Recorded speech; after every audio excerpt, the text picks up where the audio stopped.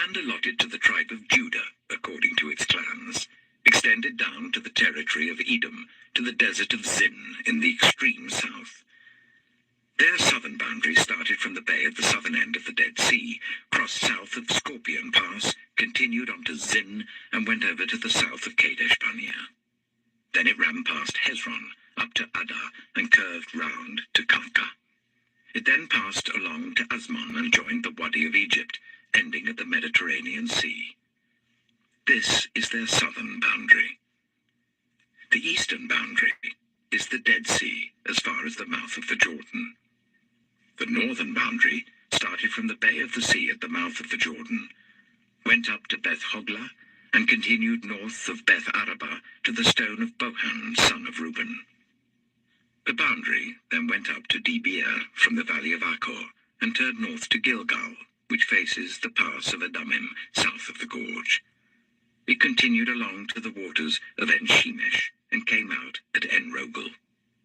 Then it ran up the valley of Ben-Hinnom, along the southern slope of the Jebusite city, that is, Jerusalem. From there it climbed to the top of the hill west of the Hinnom Valley, at the northern end of the valley of Rephaim.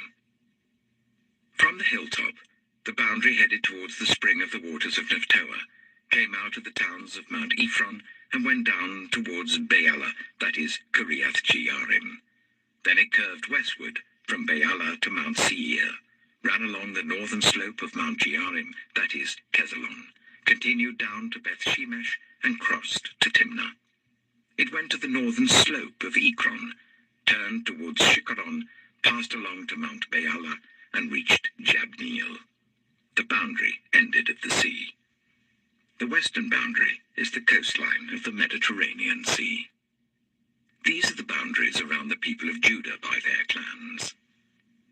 In accordance with the Lord's command to him, Joshua gave to Caleb, son of Jephunneh, a portion in Judah, Kiriath Arba, that is, Hebron.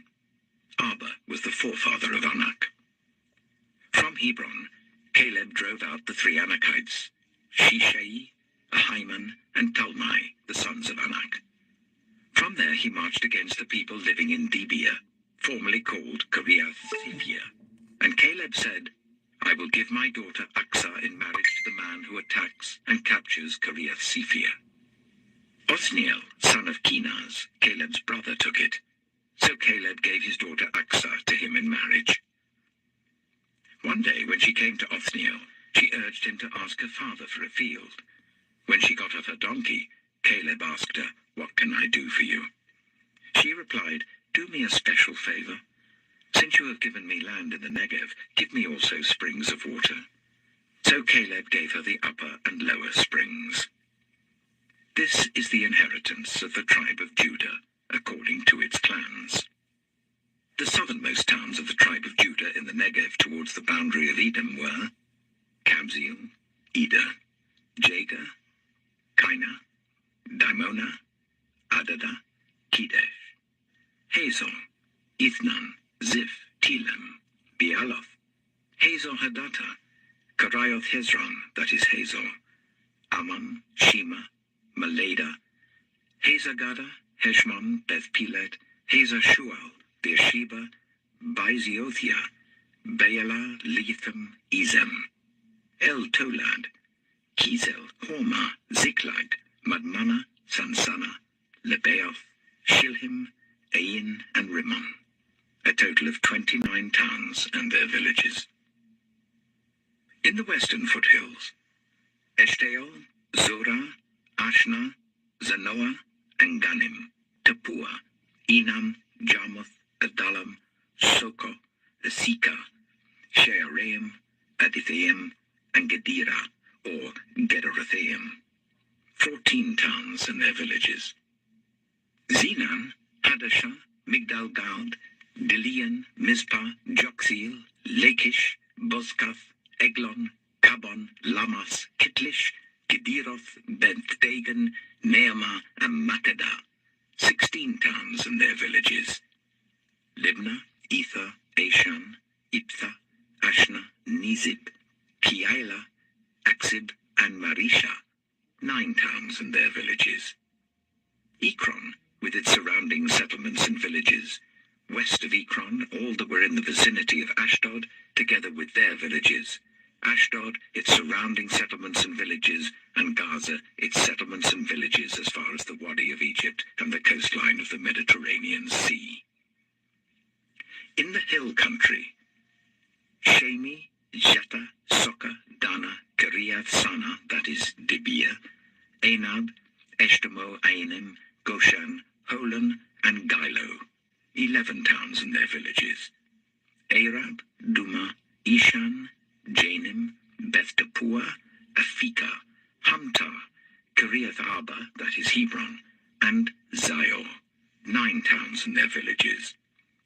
Maon, Carmel, Ziph, Jatta, Jezreel, Jokdeam, Zanoah, Cain, Gibeah, and Timnah, 10 towns and their villages. Halchul, Bethzur, Jidor, Meerath, Bethanoth, and Eltekon, 6 towns and their villages.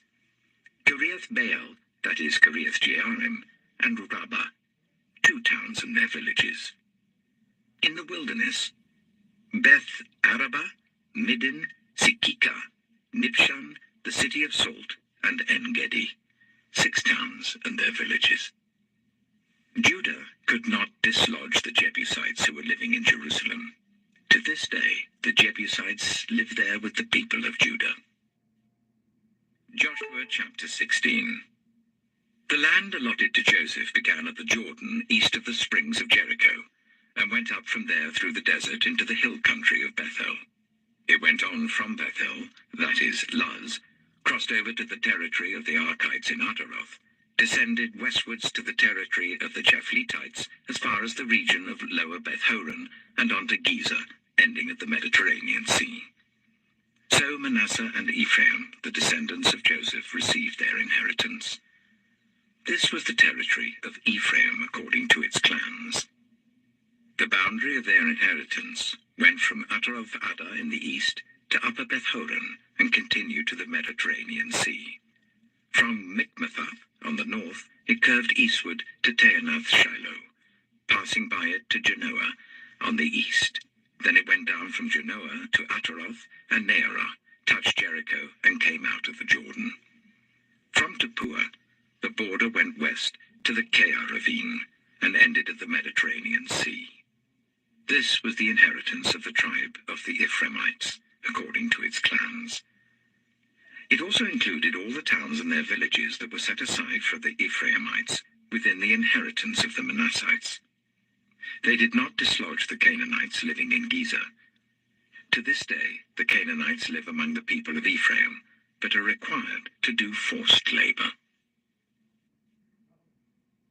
Joshua chapter 17. This was the land allotted to the tribe of Manasseh as Joseph's firstborn, that is, for Machir, Manasseh's firstborn. Machir was the ancestor of the Gileadites, who had received Gilead and Bashan, because the Macharites were great soldiers.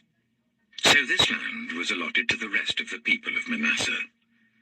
The clans of Abiezer, Helek, Azriel, Shechem, Hepher, and Shemaiah. These are the other male descendants of Manasseh, son of Joseph by their clans.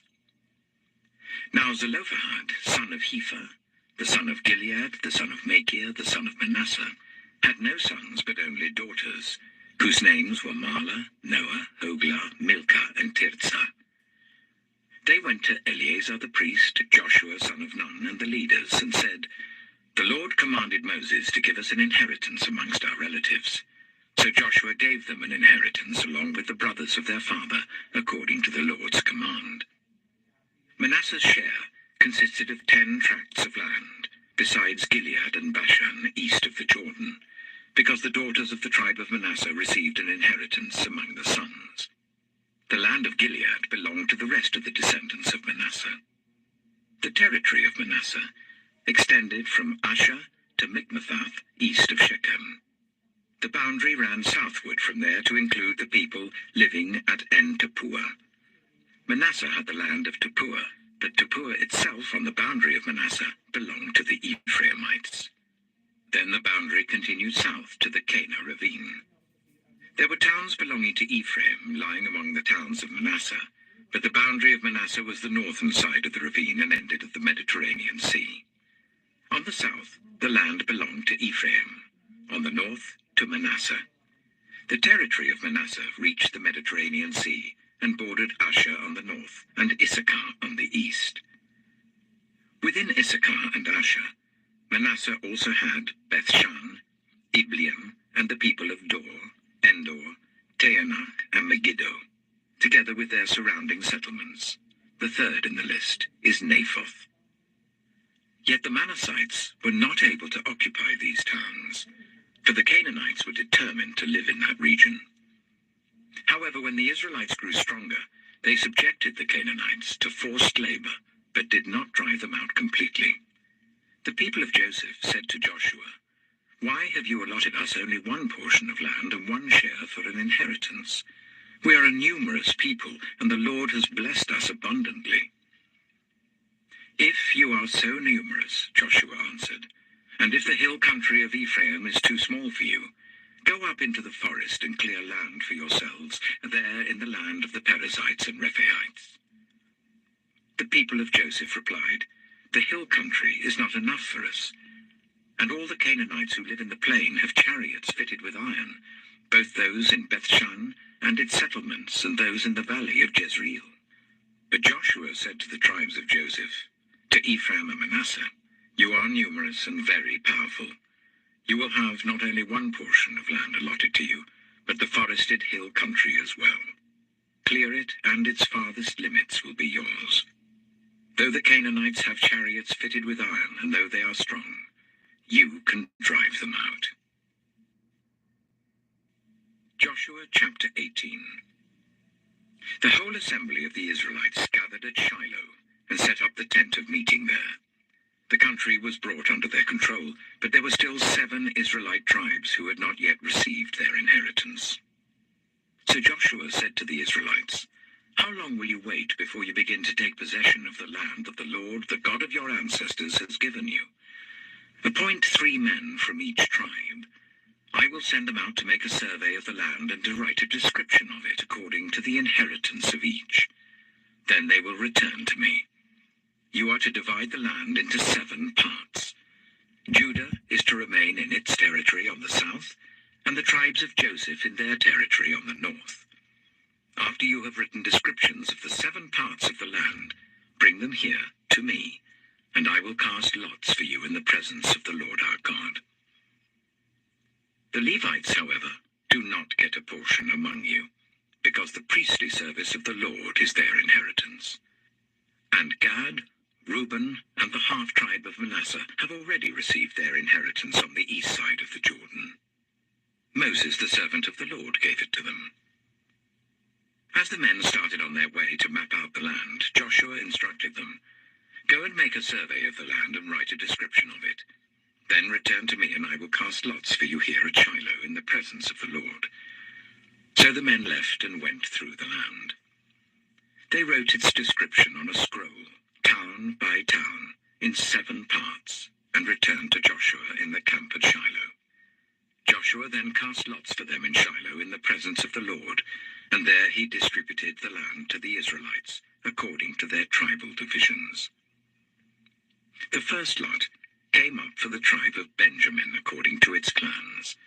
Their allotted territory lay between the tribes of Judah and Joseph. On the north side, their boundary began at the Jordan, passed the northern slope of Jericho, and headed west into the hill country, coming out at the wilderness of Beth-aven.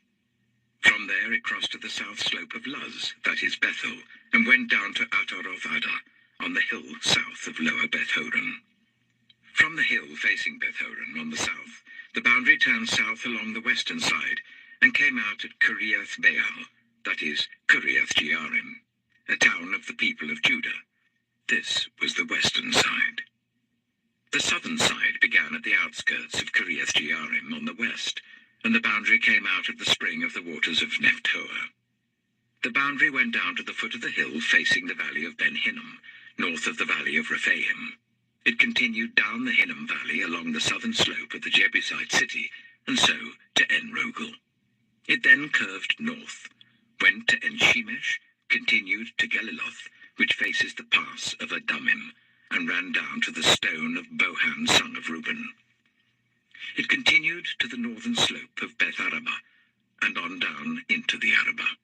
It then went to the northern slope of Beth Hogla, and came out of the northern bay of the Dead Sea, at the mouth of the Jordan in the south. This was the southern boundary.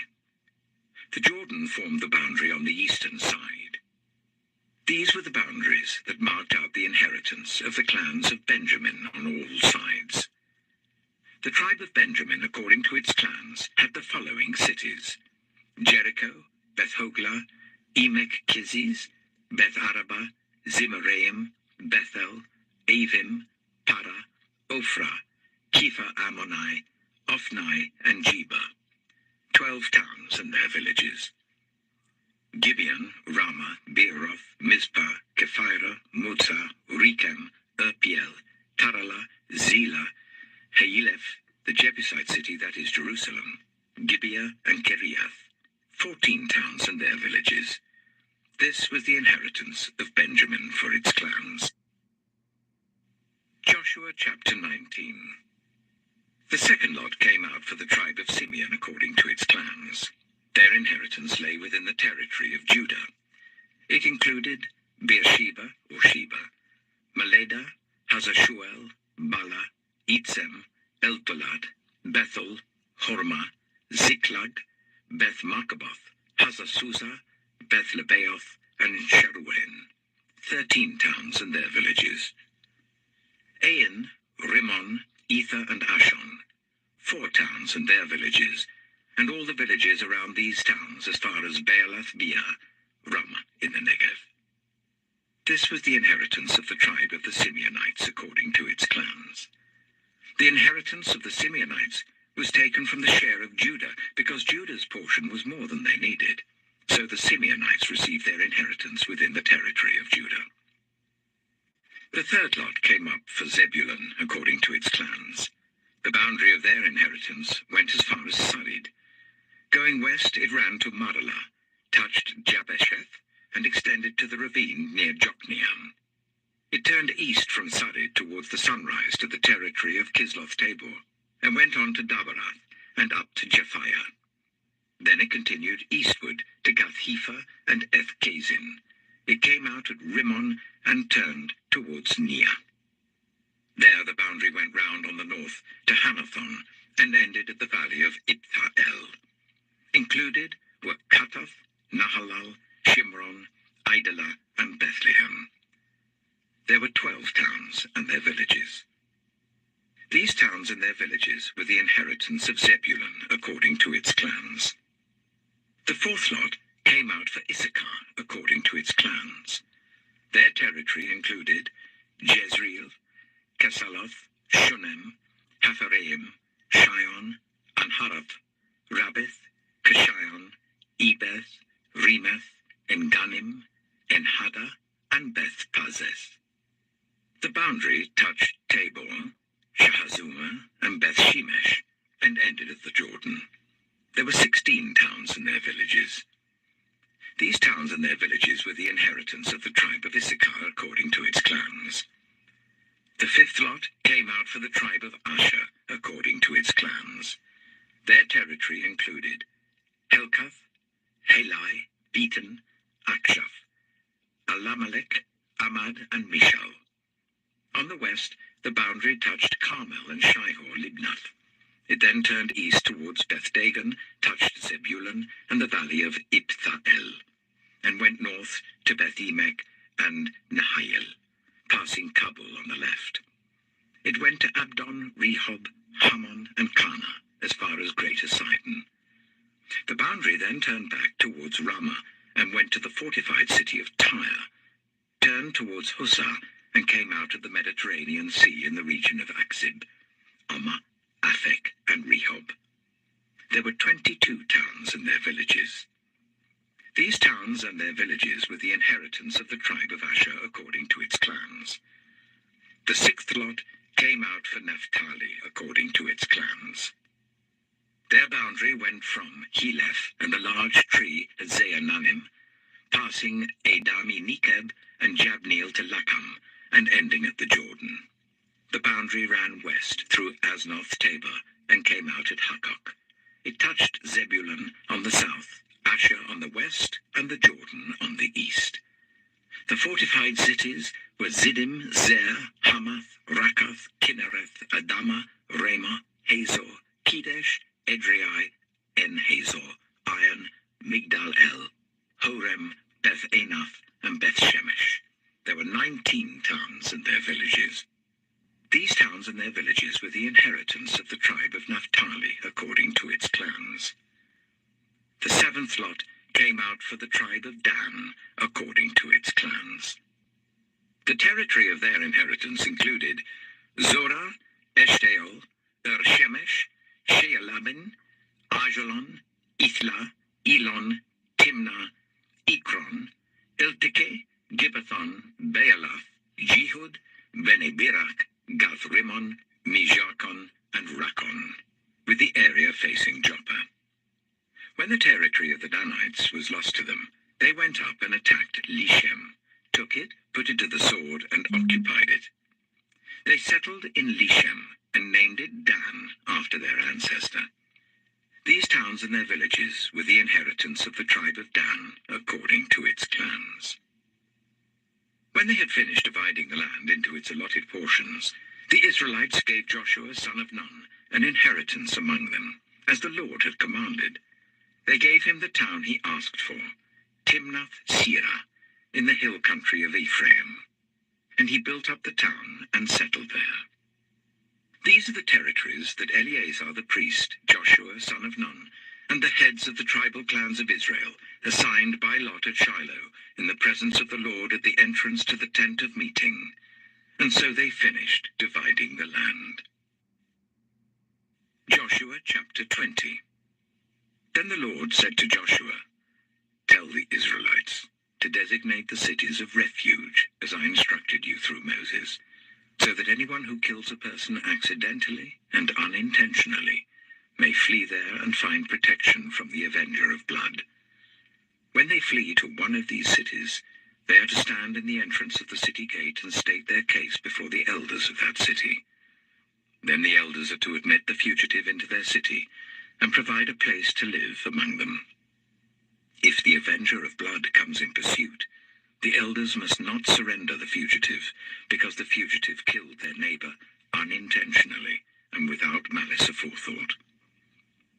They are to stay in that city until they have stood trial before the assembly, and until the death of the high priest who is serving at that time. Then they may go back to their own home in the town from which they fled." So they set apart Kedesh in Galilee in the hill country of Naphtali, Shechem in the hill country of Ephraim, and Kiriath Arba, that is Hebron, in the hill country of Judah. East of the Jordan, on the other side from Jericho, they designated Bezer in the wilderness on the plateau in the tribe of Reuben, Ramoth in Gilead in the tribe of Gad, and Golan in Bashan in the tribe of Manasseh. Any of the Israelites or any foreigner residing among them who killed someone accidentally could flee to these designated cities and not be killed by the avenger of blood prior to standing trial before the assembly. Joshua chapter 21.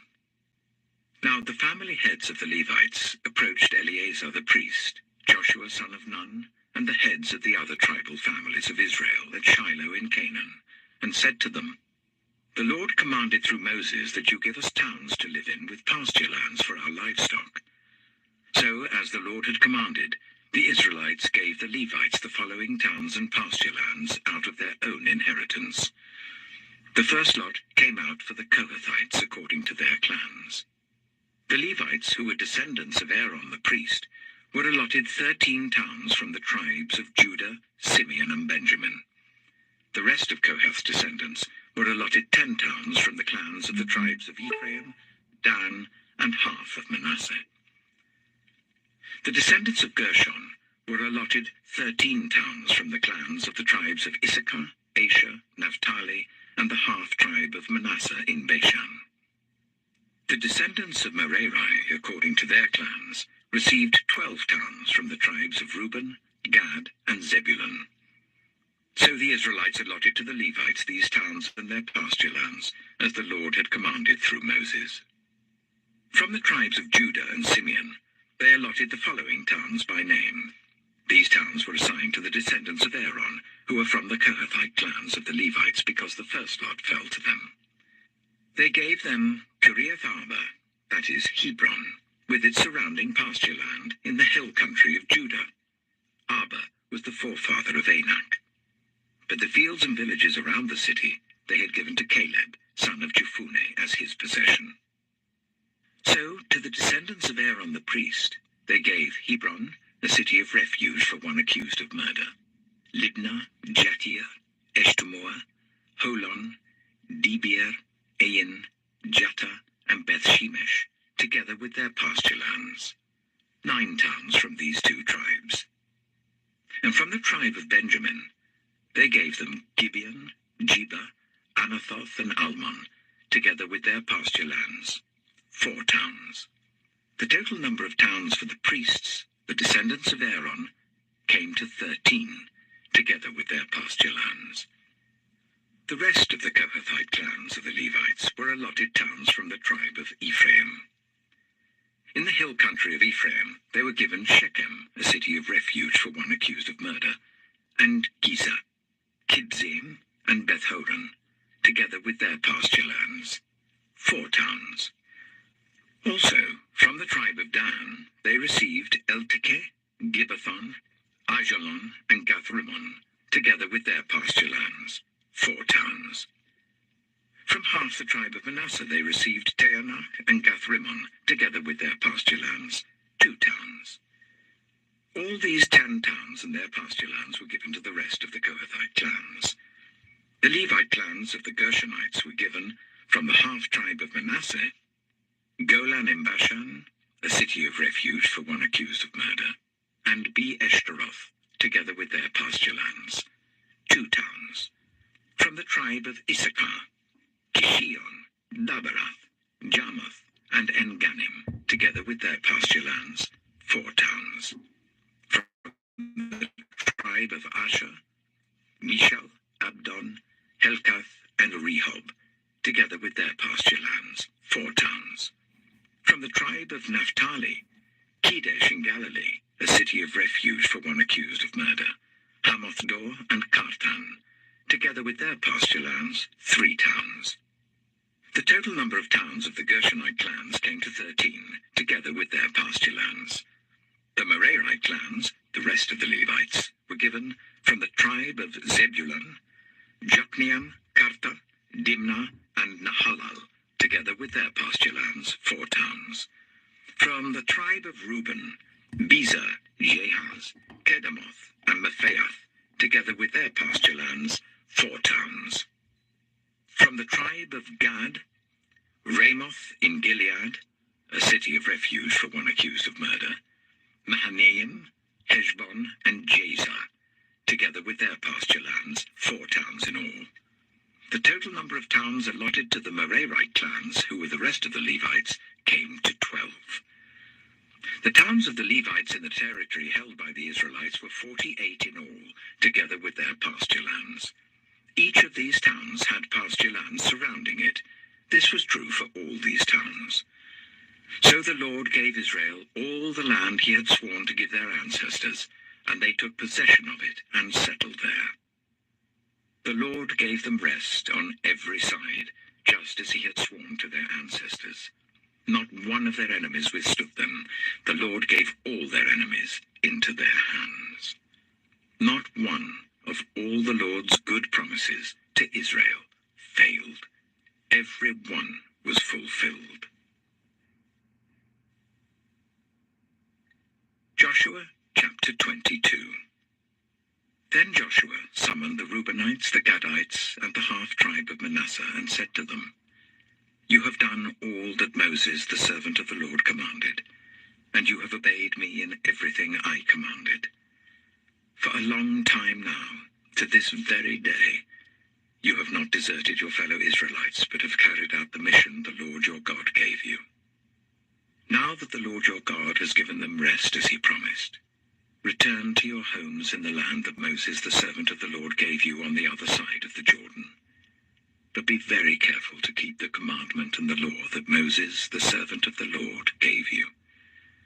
To love the Lord your God, to walk in obedience to him, to keep his commands, to hold fast to him, and to serve him with all your heart and with all your soul. Then Joshua blessed them and sent them away, and they went to their homes. To the half-tribe of Manasseh, Moses had given land in Bashan, and to the other half of the tribe Joshua gave land on the west side of the Jordan along with their fellow Israelites. When Joshua sent them home, he blessed them, saying, Return to your homes with your great wealth, with large herds of livestock, with silver, gold, bronze, and iron, and a great quantity of clothing, and divide the plunder from your enemies with your fellow Israelites. So the Reubenites, the Gadites, and the half-tribe of Manasseh left the Israelites at Shiloh in Canaan to return to Gilead, their own land, which they had acquired in accordance with the command of the Lord through Moses. When they came to Geliloth, near the Jordan in the land of Canaan, the Reubenites, the Gadites, and the half-tribe of Manasseh built an imposing altar there by the Jordan. And when the Israelites heard that they had built the altar on the border of Canaan at Geliloth, near the Jordan on the Israelite side, the whole assembly of Israel gathered at Shiloh to go to war against them. So the Israelites sent Phinehas, son of Eleazar the priest, to the land of Gilead, to Reuben, Gad, and the half-tribe of Manasseh. With him they sent 10 of the chief men, one from each of the tribes of Israel, each the head of a family division among the Israelite clans. When they went to Gilead, to Reuben, Gad, and the half-tribe of Manasseh, they said to them, The whole assembly of the Lord says, How could you break faith with the God of Israel like this? How could you turn away from the Lord and build yourselves an altar in rebellion against him now? Was not the sin of Peor enough for us? Up to this very day we have not cleansed ourselves from that sin, even though a plague fell on the community of the Lord. And are you now turning away from the Lord? If you rebel against the Lord today, tomorrow he will be angry with the whole community of Israel. If the land you possess is defiled, come over to the Lord's land, where the Lord's tabernacle stands, and share the land with us. But do not rebel against the Lord or against us by building an altar for yourselves, other than the altar of the Lord our God.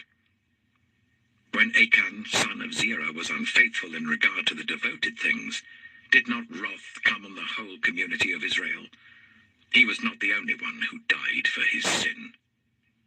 Then Reuben, Gad, and the half-tribe of Manasseh replied to the heads of the clans of Israel, The mighty one, God the Lord, the mighty one, God the Lord, he knows, and let Israel know.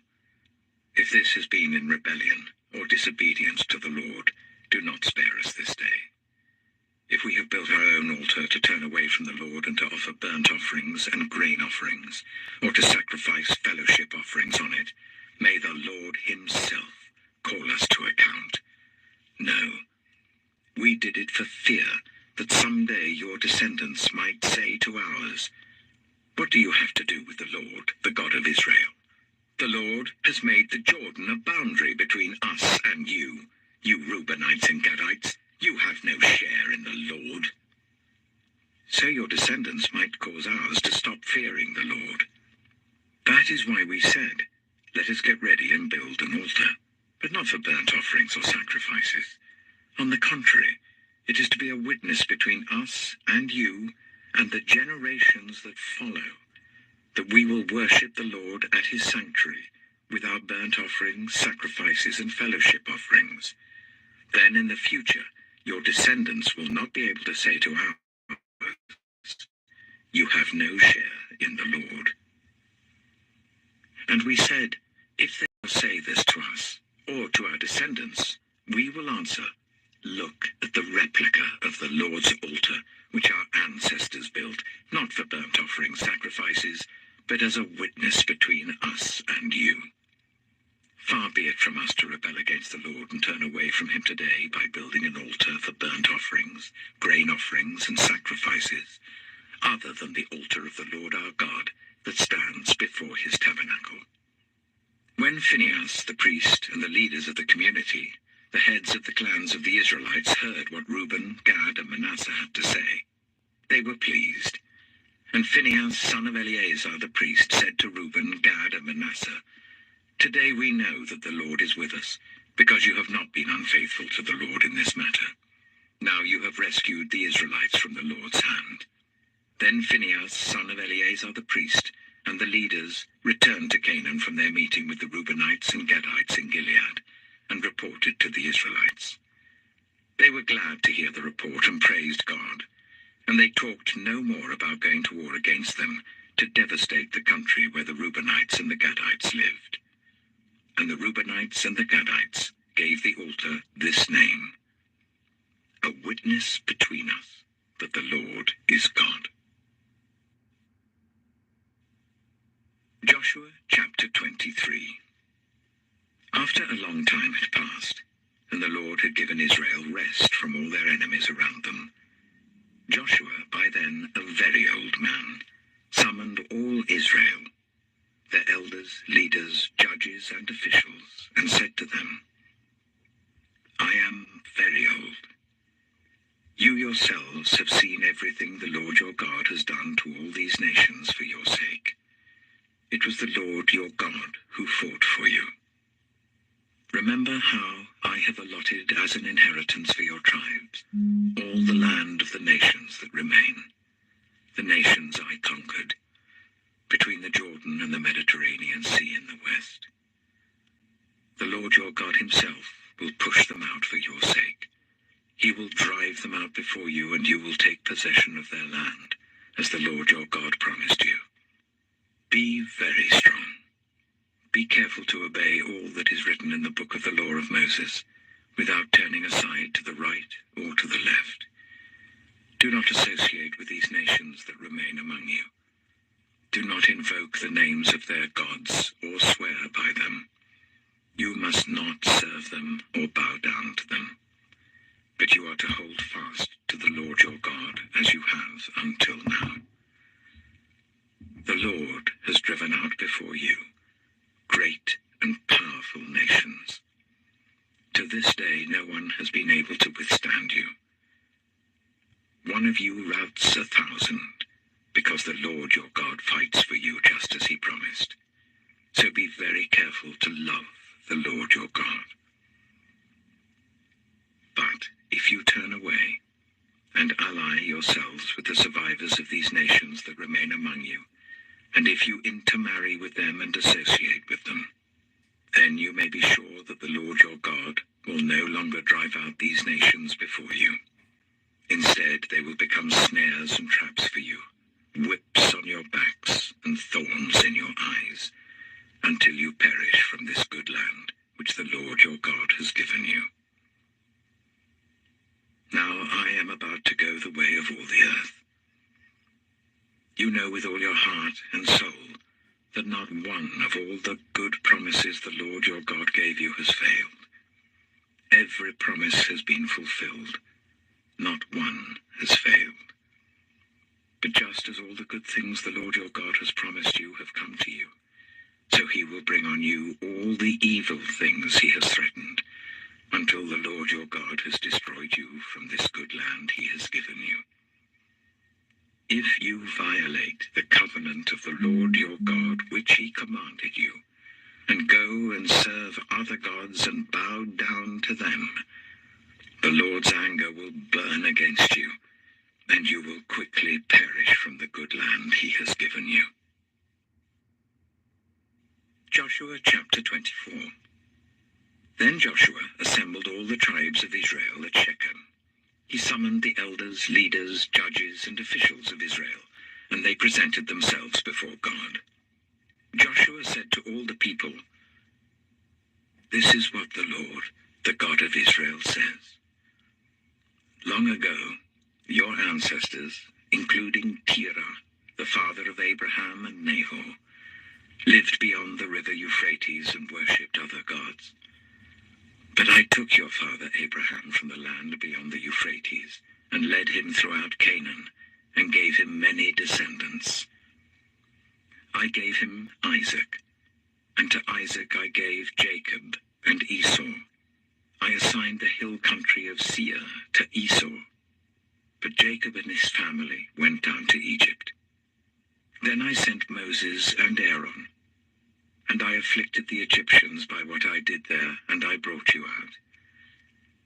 When I brought your people out of Egypt, you came to the sea, and the Egyptians pursued them with chariots and horsemen as far as the Red Sea.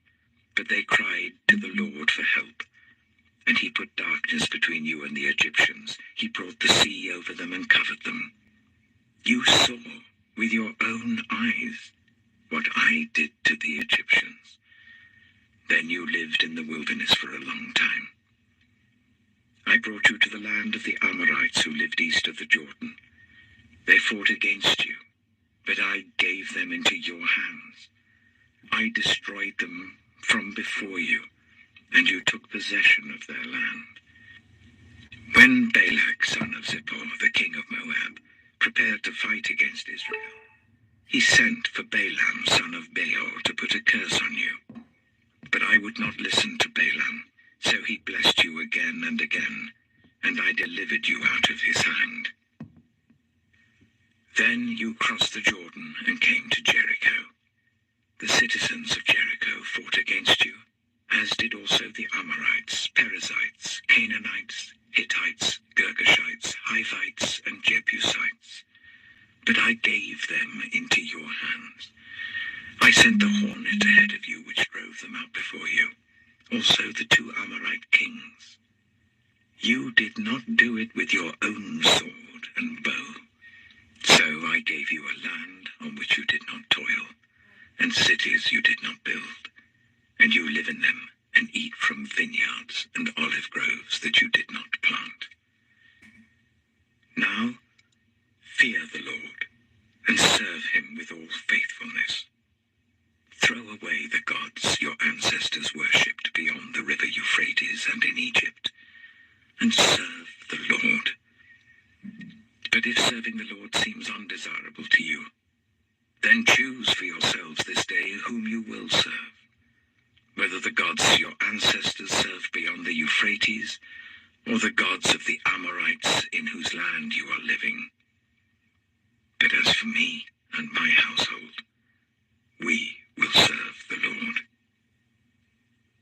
Then the people answered, Far be it from us to forsake the Lord to serve other gods. It was the Lord our God himself who brought us and our parents up out of Egypt, from that land of slavery, and performed those great signs before our eyes. He protected us on our entire journey, and among all the nations through which we traveled. And the Lord drove out before us all the nations, including the Amorites who lived in the land. We too will serve the Lord, because he is our God. Joshua said to the people, You are not able to serve the Lord. He is a holy God. He is a jealous God. He will not forgive your rebellion and your sins. If you forsake the Lord and serve foreign gods, he will turn and bring disaster on you and make an end of you, after he has been good to you. But the people said to Joshua, No, we will serve the Lord. Then Joshua said, You are witnesses against yourselves that you have chosen to serve the Lord. Yes, we are witnesses, they replied. Now then, said Joshua, throw away the foreign gods that are among you, and yield your hearts to the Lord, the God of Israel. And the people said to Joshua, We will serve the Lord our God and obey him. On that day, Joshua made a covenant for the people, and there at Shechem he reaffirmed for them decrees and laws. And Joshua recorded these things in the book of the law of God.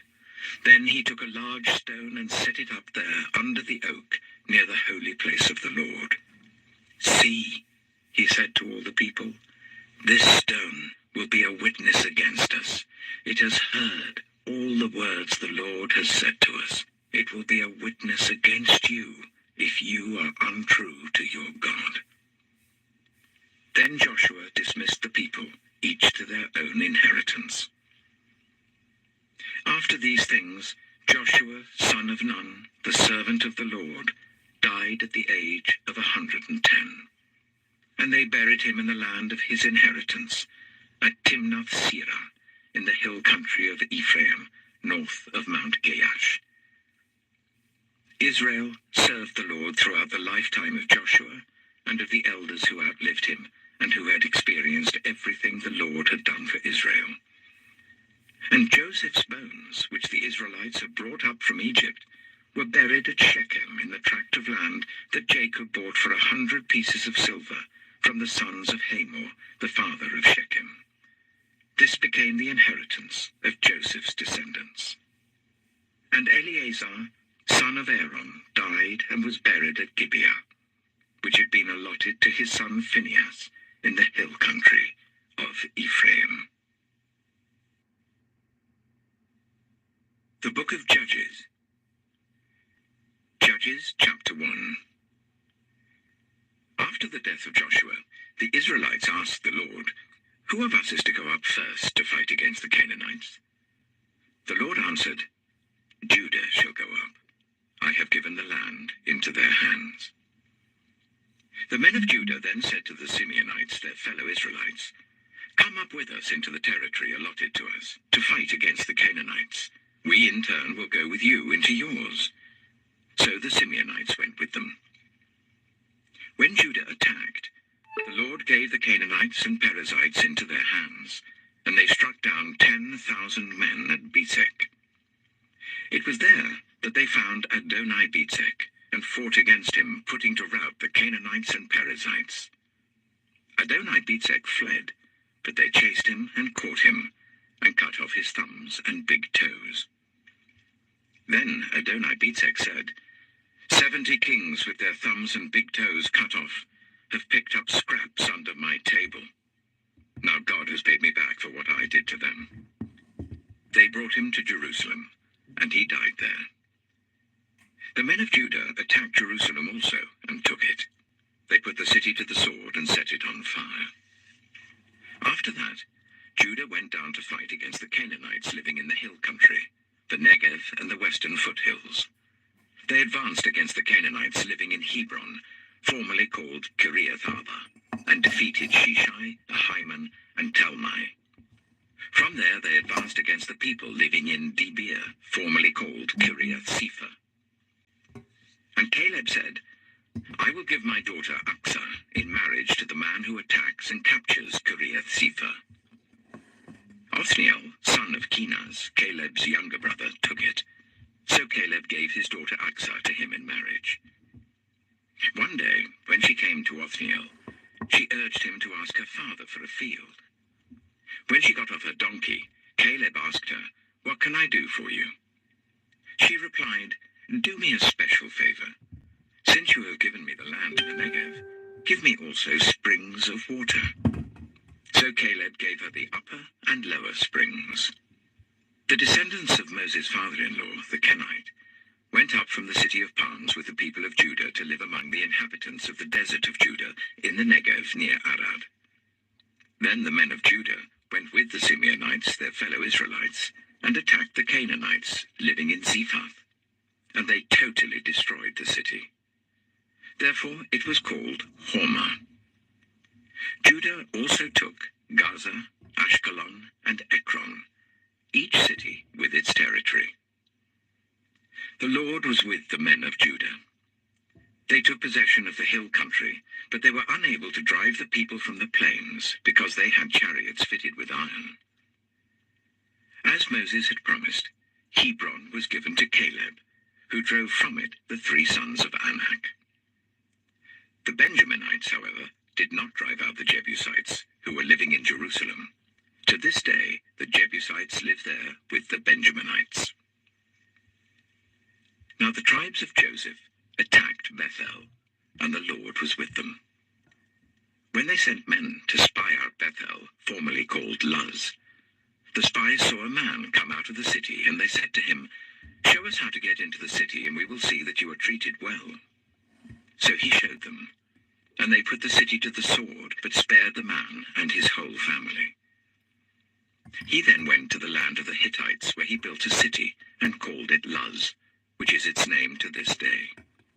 But Manasseh did not drive out the people of Bethshan, or Taanach, or Dor, or Iblam, or Megiddo, and their surrounding settlements, for the Canaanites were determined to live in that land. When Israel became strong, they pressed the Canaanites into forced labor, but never drove them out completely. Nor did Ephraim drive out the Canaanites living in Gezer, but the Canaanites continued to live there among them. Neither did Zebulun drive out the Canaanites living in Kitron, or Nahalol. So these Canaanites lived among them, but Zebulun did subject them to forced labor. Nor did Asher drive out those living in Akko, or Sidon, or Alab, or Aksib, or Helba, or Aphek, or Rehob. The Asherites lived among the Canaanite inhabitants of the land, because they did not drive them out. Neither did Naphtali drive out those living in Beth-Shemesh or Beth-Anath. But the Naphtalites too lived among the Canaanite inhabitants of the land, and those living in Beth-Shemesh and Beth-Anath became forced laborers for them. The Amorites confined the Danites to the hill country, not allowing them to come down into the plain. And the Amorites were determined also to hold out in Mount Heres, Ajalon, and Shaalbim. But when the power of the tribes of Joseph increased, they too were pressed into forced labor. The boundary of the Amorites was from Scorpion Pass to Selah and beyond. Judges chapter 2. The angel of the Lord went up from Gilgal to Bochim and said, "I brought you up out of Egypt, and led you into the land that I swore to give to your ancestors. I said, I will never break my covenant with you, and you shall not make a covenant with these people of this land, but you shall break down their altars. Yet you have disobeyed me. Why have you done this? And I have also said, I will not drive them out before you. They will become traps for you, and their gods will become snares to you." When the angel of the Lord had spoken these things to all the Israelites, the people wept aloud, and they called that place Bochim. There they offered sacrifices to the Lord. After Joshua had dismissed the Israelites, they went to take possession of the land, each to their own inheritance. The people served the Lord throughout the lifetime of Joshua, and of the elders who outlived him, and who had seen all the great things the Lord had done for Israel. Joshua, son of Nun, the servant of the Lord, died at the age of 110, and they buried him in the land of his inheritance, at Timnath-Heres, in the hill country of Ephraim, north of Mount Gaash. After that whole generation had been gathered to their ancestors, another generation grew up, who knew neither the Lord nor what he had done for Israel. Then the Israelites did evil in the eyes of the Lord, and served the Baals. They forsook the Lord, the God of their ancestors, who had brought them up out of Egypt. They followed and worshipped various gods of the peoples around them. They aroused the Lord's anger, because they forsook him and served Baal and the Ashtoreths. In his anger against Israel, the Lord gave them into the hands of raiders who plundered them. He sold them into the hands of their enemies all around, whom they were no longer able to resist. Whenever Israel went out to fight, the hand of the Lord was against them to defeat them, just as he had sworn to them. They were in great distress. Then the Lord raised up judges, who saved them out of the hands of these raiders. Yet they would not listen to their judges, but prostituted themselves to other gods and worshipped them.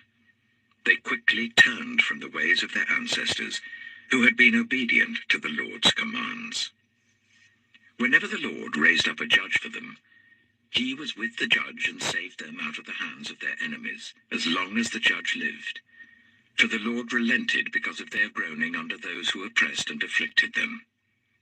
But when the judge died, the people returned to ways even more corrupt than those of their ancestors, following other gods and serving and worshipping them.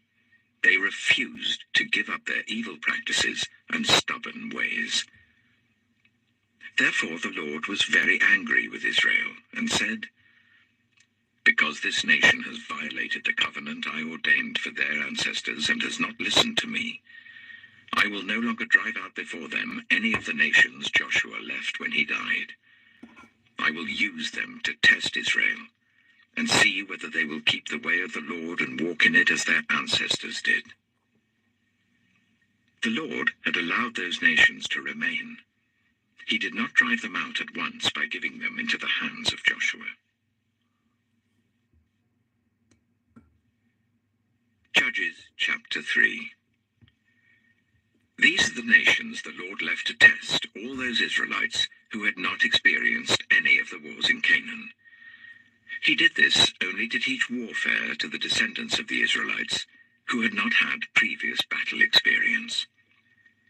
The 5 rulers of the Philistines, all the Canaanites, the Sidonians, and the Hivites living in the Lebanon mountains from Mount Baal Hermon to Lebo Hamath.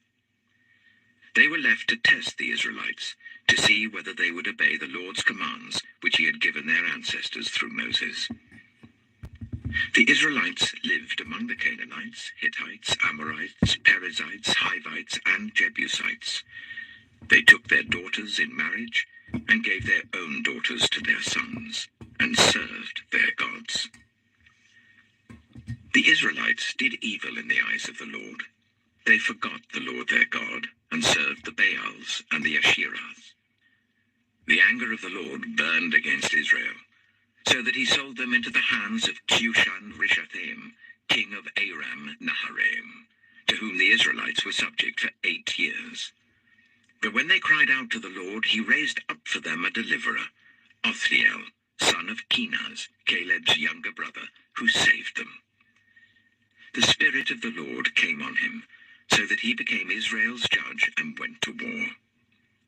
The Lord gave Cushan-Rishathaim, king of Aram, into the hands of Othniel, who overpowered him. So the land had peace for 40 years, until Othniel, son of Kenaz, died. Again, the Israelites did evil in the eyes of the Lord, and because they did this evil, the Lord gave Eglon, king of Moab, power over Israel. Getting the Ammonites and the Amalekites to join him, Eglon came and attacked Israel, and they took possession of the city of palms. The Israelites were subject to Eglon, king of Moab, for 18 years. Again the Israelites cried out to the Lord, and he gave them a deliverer, Ehud, a left-handed man, the son of Gera the Benjaminite. The Israelites sent him with tribute to Eglon, king of Moab. Now Ehud had made a double-edged sword about a cubit long, which he strapped to his right thigh under his clothing. He presented the tribute to Eglon, king of Moab, who was a very fat man. After Ehud had presented the tribute, he sent on their way those who had carried it. But on reaching the stone images near Gilgal, he himself went back to Eglon and said, "Your Majesty, I have a secret message for you." The king said to his attendants, "Leave us," and they all left. Ehud then approached him while he was sitting alone in the upper room of his palace and said, "I have a message from God for you." As the king rose from his seat, Ehud reached with his left hand, drew the sword from his right thigh and plunged it into the king's belly.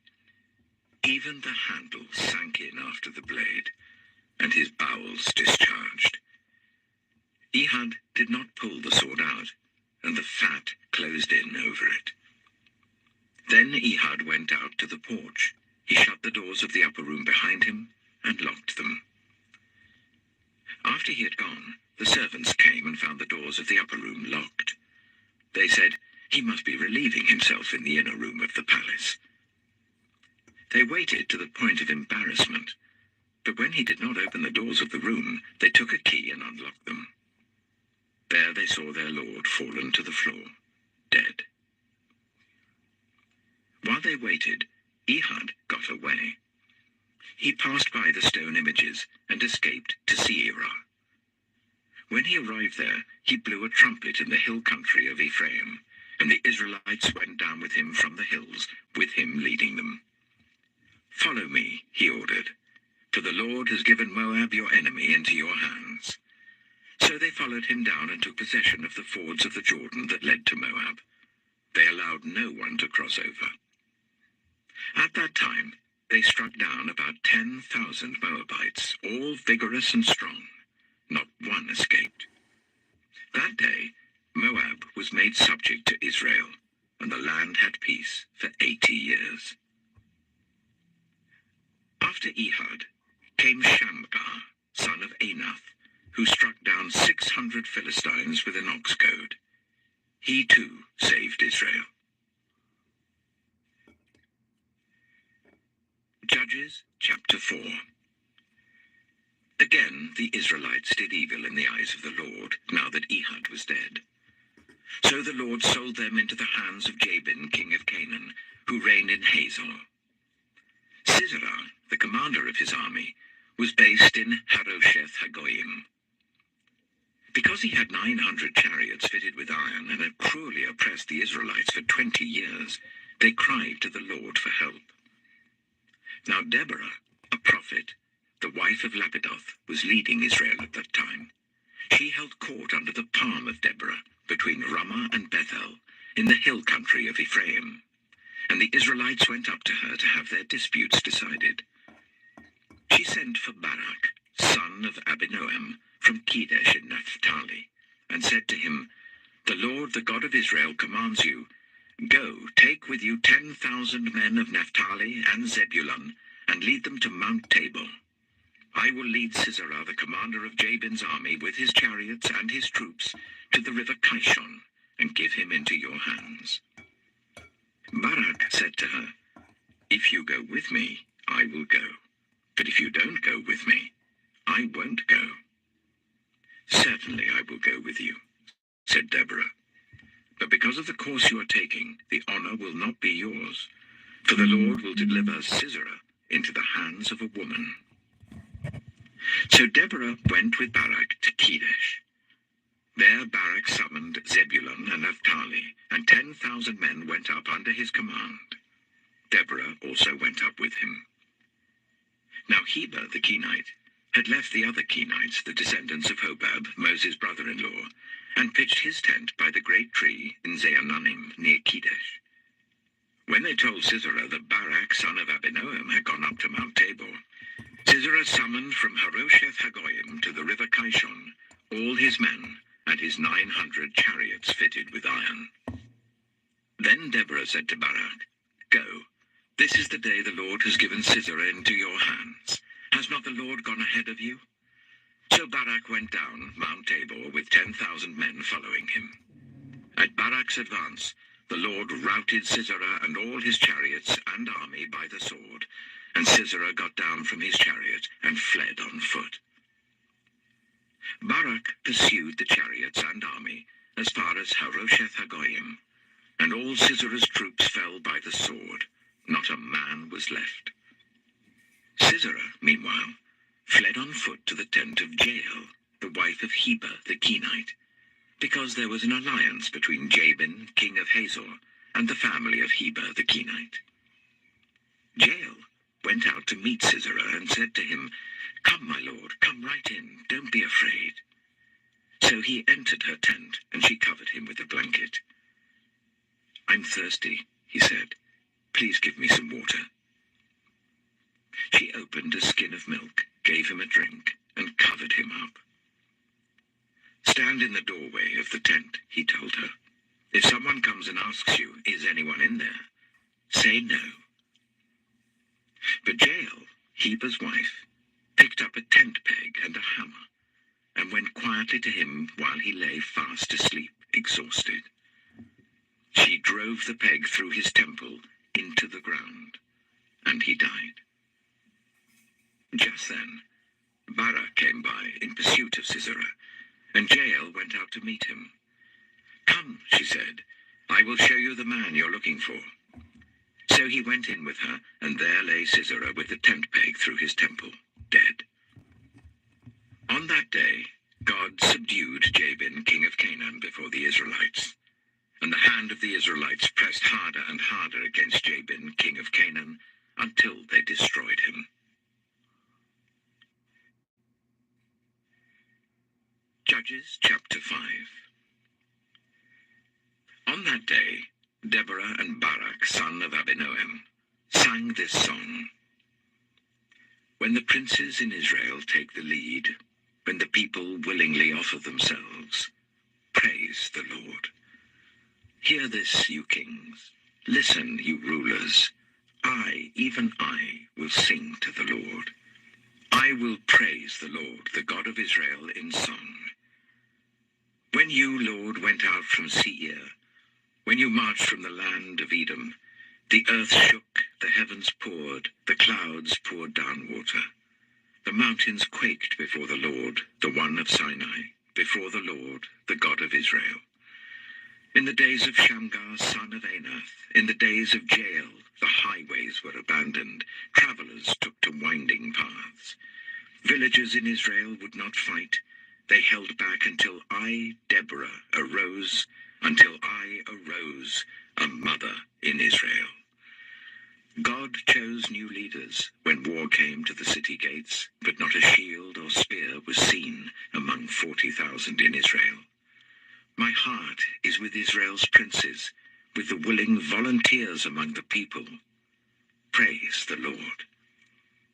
You who ride on white donkeys, sitting on your saddle blankets, and you who walk along the road, consider the voice of the singers at the watering places. They recite the victories of the Lord, the victories of his villages in Israel. Then the people of the Lord went down to the city gates. Wake up, Deborah. Wake up, break out in song. Arise, Barak. Take captive your captives, son of Abinoam. The remnant of the nobles came down. The people of the Lord came down to me against the mighty. Some came from Ephraim, whose roots were in Amalek. Benjamin was with the people who followed you. From Machir, captains came down. From Zebulun, those who bear a commander's staff.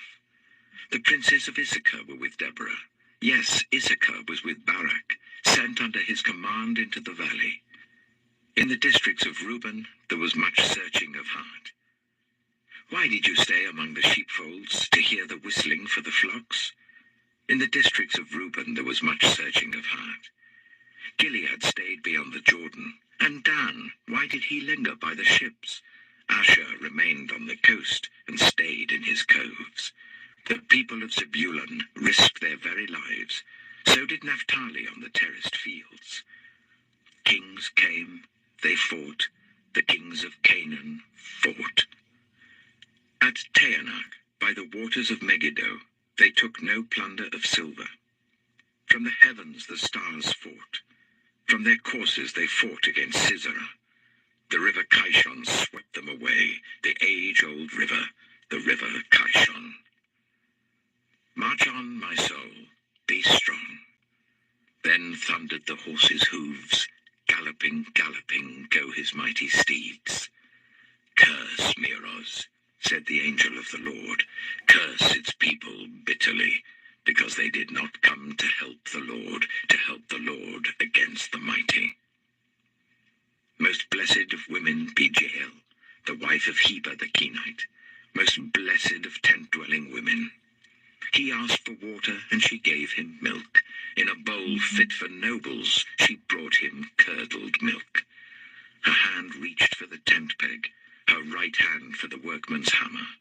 She struck Sisera, she crushed his head, she shattered and pierced his temple. At her feet he sank, he fell. There he lay. At her feet he sank, he fell.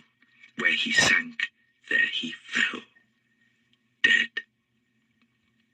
Through the window peered Sisera's mother. Behind the lattice she cried out, "Why is his chariot so long in coming? Why is the clatter of his chariots delayed?" The wisest of her ladies answer her. Indeed, she keeps saying to herself, "Are they not finding and dividing the spoils, a woman or two for each man? Colourful garments as plunder for Sisera, colourful garments embroidered, highly embroidered garments for my neck, all this as plunder. So may all your enemies perish, O Lord, but may all who love you be like the sun when it rises in its strength. Then the land had peace for 40 years.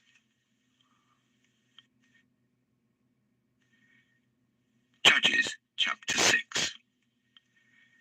The Israelites did evil in the eyes of the Lord, and for 7 years he gave them into the hands of the Midianites. Because the power of Midian was so oppressive, the Israelites prepared shelters for themselves in mountain clefts, caves, and strongholds. Whenever the Israelites planted their crops, the Midianites, Amalekites, and other eastern peoples invaded the country. They camped on the land and ruined the crops all the way to Gaza, and did not spare a living thing for Israel, neither sheep, nor cattle, nor donkeys. They came up with their livestock and their tents like swarms of locusts. It was impossible to count them or their camels. They invaded the land to ravage it. Midian so impoverished the Israelites that they cried out to the Lord for help. When the Israelites cried out to the Lord because of Midian, he sent them a prophet who said, "This is what the Lord, the God of Israel, says. I brought you up out of Egypt, out of the land of slavery. I rescued you from the hand of the Egyptians, and I delivered you from the hand of all your oppressors.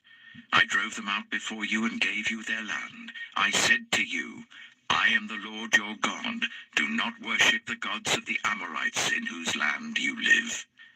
But you have not listened to me." The angel of the Lord came and sat down under the oak in Ophrah that belonged to Joash the Abiezrite, where his son Gideon was threshing wheat in a winepress to keep it from the Midianites.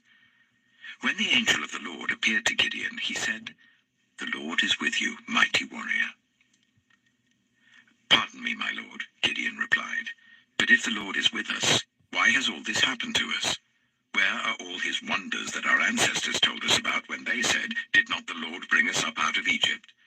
But now the Lord has abandoned us and given us into the hand of Midian." The Lord turned to him and said, "Go in the strength you have, and save Israel out of Midian's hand. Am I not sending you?" "Pardon me, my lord," Gideon replied, "but how can I save Israel? My clan is the weakest in Manasseh, and I am the least in my family." The Lord answered, "I will be with you, and you will strike down all the Midianites, leaving none alive." Gideon replied, "If now I have found favor in your eyes, give me a sign that it is really you talking to me. Please do not go away until I come back and bring my offering and set it before you." And the Lord said, "I will wait until you return." Gideon went inside, prepared a young goat, and from an ephah of flour he made bread without yeast. Putting the meat in a basket and its broth in a pot, he brought them out and offered them to him under the oak. The angel of God said to him, "Take the meat and the unleavened bread, place them on this rock and pour out the broth." And Gideon did so. Then the angel of the Lord touched the meat and the unleavened bread with the tip of the staff that was in his hand. Fire flared from the rock, consuming the meat and the bread, and the angel of the Lord disappeared. When Gideon realized that it was the angel of the Lord, he exclaimed, "Alas, sovereign Lord, I have seen the angel of the Lord face to face." But the Lord said to him, "Peace, do not be afraid. You are not going to die." So Gideon built an altar to the Lord there and called it, "The Lord is Peace." To this day it stands in Ophrah of the Abiezrites. That same night the Lord said to him, "Take the second bull from your father's herd, the one 7 years old. Tear down your father's altar to Baal, and cut down the Asherah pole beside it. Then build a proper kind of altar to the Lord your God on the top of this height. Using the wood of the Asherah pole that you cut down, offer the second bull as a burnt offering. So Gideon took 10 of his servants and did as the Lord told him. But because he was afraid of his family and the townspeople, he did it at night rather than in the daytime. In the morning, when the people of the town got up, there was Baal's altar demolished, with the Asherah pole beside it cut down, and the second bull sacrificed on the newly built altar. They asked each other, "Who did this?" When they carefully investigated, they were told, "Gideon, son of Joash, did it." The people of the town demanded of Joash, "Bring out your son. He must die because he has broken down Baal's altar and cut down the Asherah pole beside it." But Joash replied to the hostile crowd around him, "Are you going to plead Baal's cause?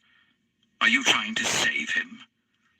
Whoever fights for him shall be put to death by morning. If Baal really is a god, he can defend himself when someone breaks down his altar." So because Gideon broke down Baal's altar, they gave him the name Jerubbaal that day, saying, "Let Baal contend with him." Now all the Midianites, Amalekites, and other eastern peoples joined forces and crossed over the Jordan and camped in the valley of Jezreel. Then the Spirit of the Lord came on Gideon, and he blew a trumpet, summoning the Abiezrites to follow him. He sent messengers throughout Manasseh, calling them to arms, and also into Asher, Zebulun, and Naphtali, so that they too went up to meet them. Gideon said to God, "If you will save Israel by my hand as you have promised, look, I will place a wool fleece on the threshing floor. If there is dew only on the fleece and all the ground is dry, then I will know that you will save Israel by my hand as you said." And that is what happened. Gideon rose early the next day. He squeezed the fleece and wrung out the dew, a bowl full of water. Then Gideon said to God, "Do not be angry with me. Let me make just one more request. Allow me one more test with the fleece, but this time make the fleece dry and let the ground be covered with dew." That night, God did so. Only the fleece was dry. All the ground was covered with dew.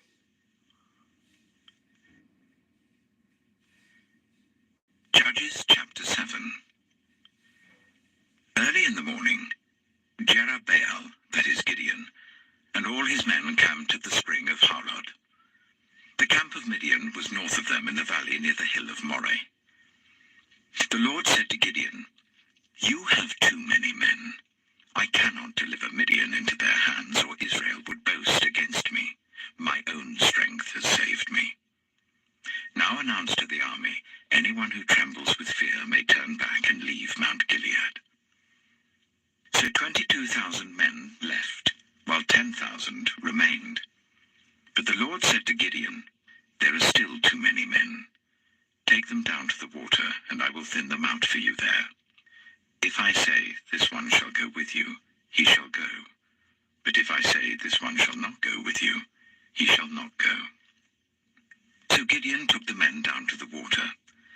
There the Lord told him, "Separate those who lap the water with their tongues as a dog laps, from those who kneel down to drink." 300 of them drank from cupped hands, lapping like dogs. All the rest got down on their knees to drink. The Lord said to Gideon, "With the 300 men that lapped, I will save you and give the Midianites into your hands. Let all the others go home." So Gideon sent the rest of the Israelites home, but kept the 300 who took over the provisions and trumpets of the others. Now the camp of Midian lay below him in the valley. During that night the Lord said to Gideon, "Get up, go down against the camp, because I am going to give it into your hands. If you are afraid to attack, go down to the camp with your servant Purah, and listen to what they're saying. Afterwards you will be encouraged to attack the camp." So he and Purah, his servant, went down to the outposts of the camp.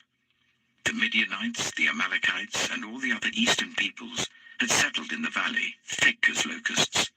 Their camels could no more be counted than the sand on the seashore. Gideon arrived just as a man was telling a friend his dream. "I had a dream," he was saying. round loaf of barley bread came tumbling into the Midianite camp. It struck the tent with such force that the tent overturned and collapsed. His friend responded, "This can be nothing other than the sword of Gideon, son of Joash the Israelite. God has given the Midianites and the whole camp into his hands." When Gideon heard the dream and its interpretation, he bowed down and worshipped. He returned to the camp of Israel and called out, "Get up! The Lord has given the Midianite camp into your hands." Dividing the 300 men into 3 companies, he placed trumpets and empty jars in the hands of all of them, with torches inside. "Watch me," he told them. "Follow my lead. When I get to the edge of the camp, do exactly as I do. When I and all who are with me blow our trumpets, then from all round the camp blow yours and shout, 'For the Lord and for Gideon.'" Gideon and the 100 men with him reached the edge of the camp at the beginning of the middle watch, just after they had changed the guard. They blew their trumpets and broke the jars that were in their hands. The 3 companies blew the trumpets and smashed the jars. Grasping the torches in their left hands and holding in their right hands the trumpets they were to blow, they shouted, "A sword for the Lord and for Gideon." While each man held his position round the camp, all the Midianites ran, crying out as they fled. When the 300 trumpets sounded, the Lord caused the men throughout the camp to turn on each other with their swords. The army fled to Beth-shittah, towards Zererah, as far as the border of Abel-Meholah near Tabbath. Israelites from Naphtali, Asher, and all Manasseh were called out, and they pursued the Midianites. Gideon sent messengers throughout the hill country of Ephraim, saying, "Come down against the Midianites and seize the waters of Jordan ahead of them, as far as Beth-barah." So all the men of Ephraim were called out, and they seized the waters of the Jordan as far as Beth-barah. They also captured 2 of the Midianite leaders, Oreb and Zeeb. They killed Oreb at the rock of Oreb, and Zeeb at the winepress of Zeeb. They pursued the Midianites and brought the heads of Oreb and Zeeb to Gideon, who was by the Jordan.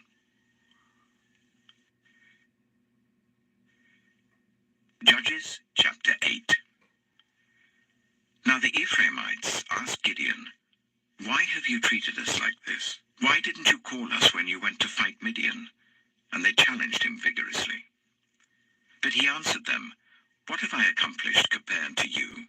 Aren't the gleanings of Ephraim's grapes better than the full grape harvest of Abiezer? God gave Oreb and Zeeb, the Midianite leaders, into your hands. What was I able to do compared to you?" At this, their resentment against him subsided. Gideon and his 300 men, exhausted yet keeping up the pursuit, came to the Jordan and crossed it. He said to the men of Succoth, "Give my troops some bread. They are worn out, and I am still pursuing Zebah and Zalmunna, the kings of Midian." But the officials of Succoth said, "Do you already have the hands of Zebah and Zalmunna in your possession? Why should we give bread to your troops?" Then Gideon replied, "Just for that. When the Lord has given Zebah and Zalmunna into my hand, I will tear your flesh with desert thorns and briars." From there, he went up to Peniel, and made the same request of them. But they answered as the men of Succoth had. So he said to the men of Peniel, "When I return in triumph, I will tear down this tower." Now Zebah and Zalmunna were in Karkor with a force of about 15,000 men, all that were left of the armies of the eastern peoples. 120,000 swordsmen had fallen. Gideon went up by the route of the nomads east of Nobah and Jogbehah, and attacked the unsuspecting army. Zebah and Zalmunna, the 2 kings of Midian, fled, but he pursued them and captured them, routing their entire army. Gideon, son of Joash, then returned from the battle by the pass of Heres. He caught a young man of Succoth and questioned him, and the young man wrote down for him the names of the 77 officials of Succoth, the elders of the town. Then Gideon came and said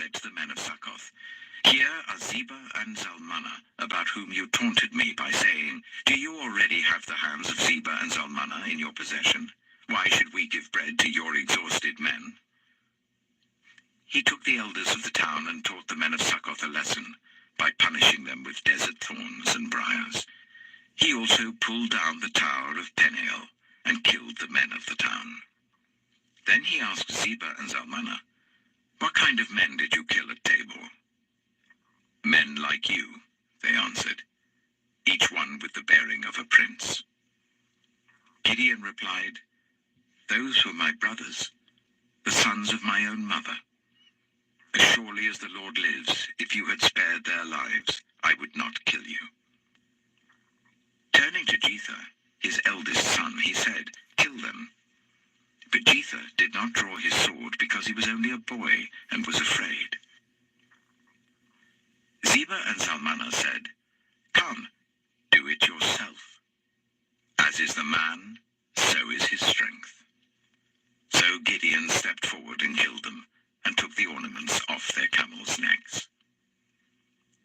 The Israelites said to Gideon, "Rule over us, you, your son, and your grandson, because you have saved us from the hand of Midian."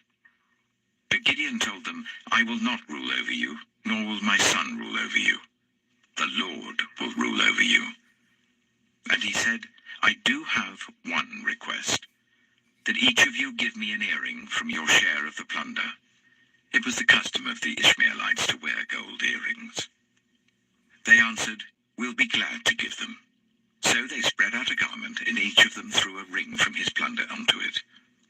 The weight of the gold rings he asked for came to 1,700 shekels, not counting the ornaments, the pendants, and the purple garments worn by the kings of Midian, or the chains that were on their camels' necks.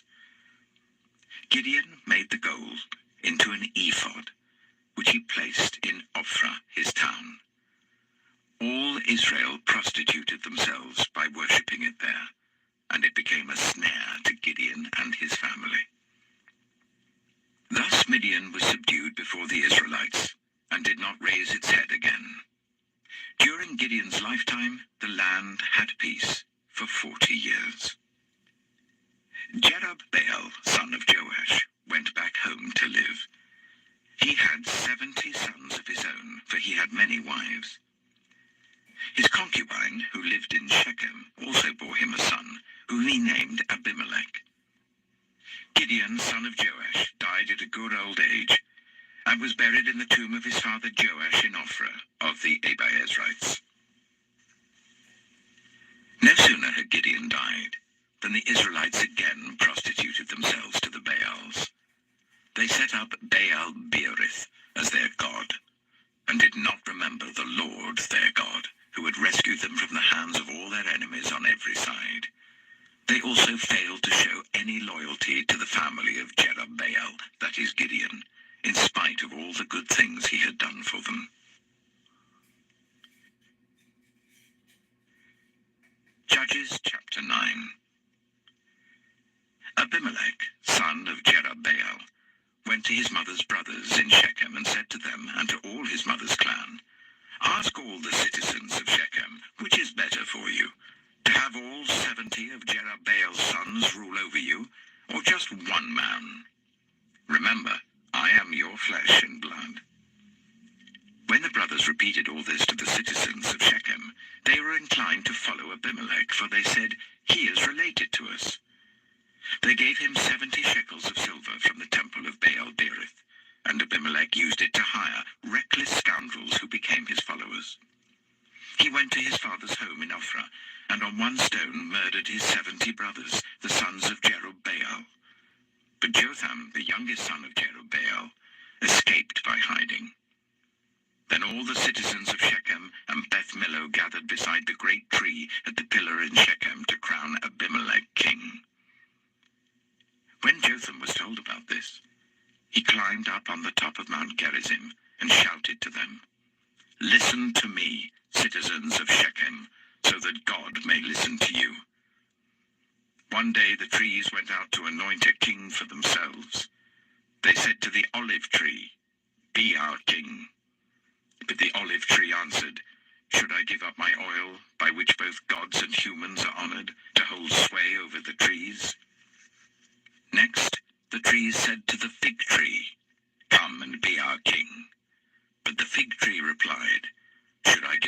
fruit so good and sweet, to hold sway over the trees? Then the trees said to the vine, "Come and be our king." But the vine answered, "Should I give up my wine, which cheers both gods and humans, to hold sway over the trees?" Finally, all the trees said to the thorn bush, "Come and be our king." The thorn bush said to the trees, "If you really want to anoint me king over you, come and take refuge in my shade. But if not, then let fire come out of the thorn bush and consume the cedars of Lebanon." Have you acted honorably and in good faith by making Abimelech king? Have you been fair to Jerubbaal and his family? Have you treated him as he deserves? Remember that my father fought for you and risked his life to rescue you from the hand of Midian. But today you have revolted against my father's family. You have murdered his 70 sons on a single stone, and have made Abimelech, the son of his female slave, king over the citizens of Shechem because he is related to you. So have you acted honorably and in good faith towards Jerubbaal and his family today? If you have, may Abimelech be your joy, and may you be his too. But if you have not, let fire come out from Abimelech and consume you, the citizens of Shechem and Beth Millo, and let fire come out from you, the citizens of Shechem and Beth Millo, and consume Abimelech. Then Jotham fled, escaping to Beer, and he lived there because he was afraid of his brother Abimelech. After Abimelech had governed Israel for 3 years, God stirred up animosity between Abimelech and the citizens of Shechem, so that they acted treacherously against Abimelech. God did this in order that the crime against Jerubbaal's 70 sons, the shedding of their blood, might be avenged on their brother Abimelech and on the citizens of Shechem who had helped him murder his brothers.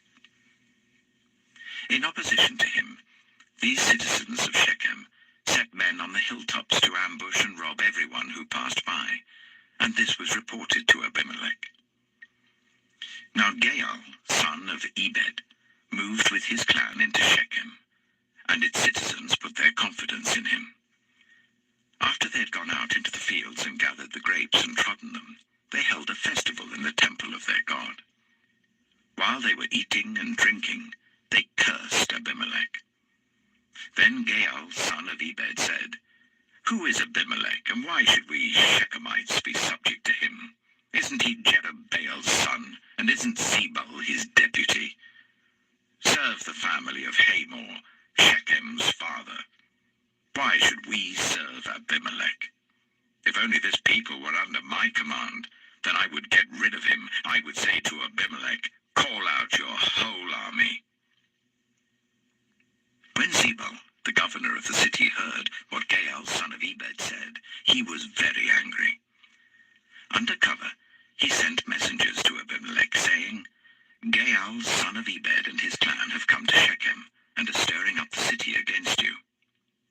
Now then, during the night, you and your men should come and lie in wait in the fields. In the morning at sunrise, advance against the city.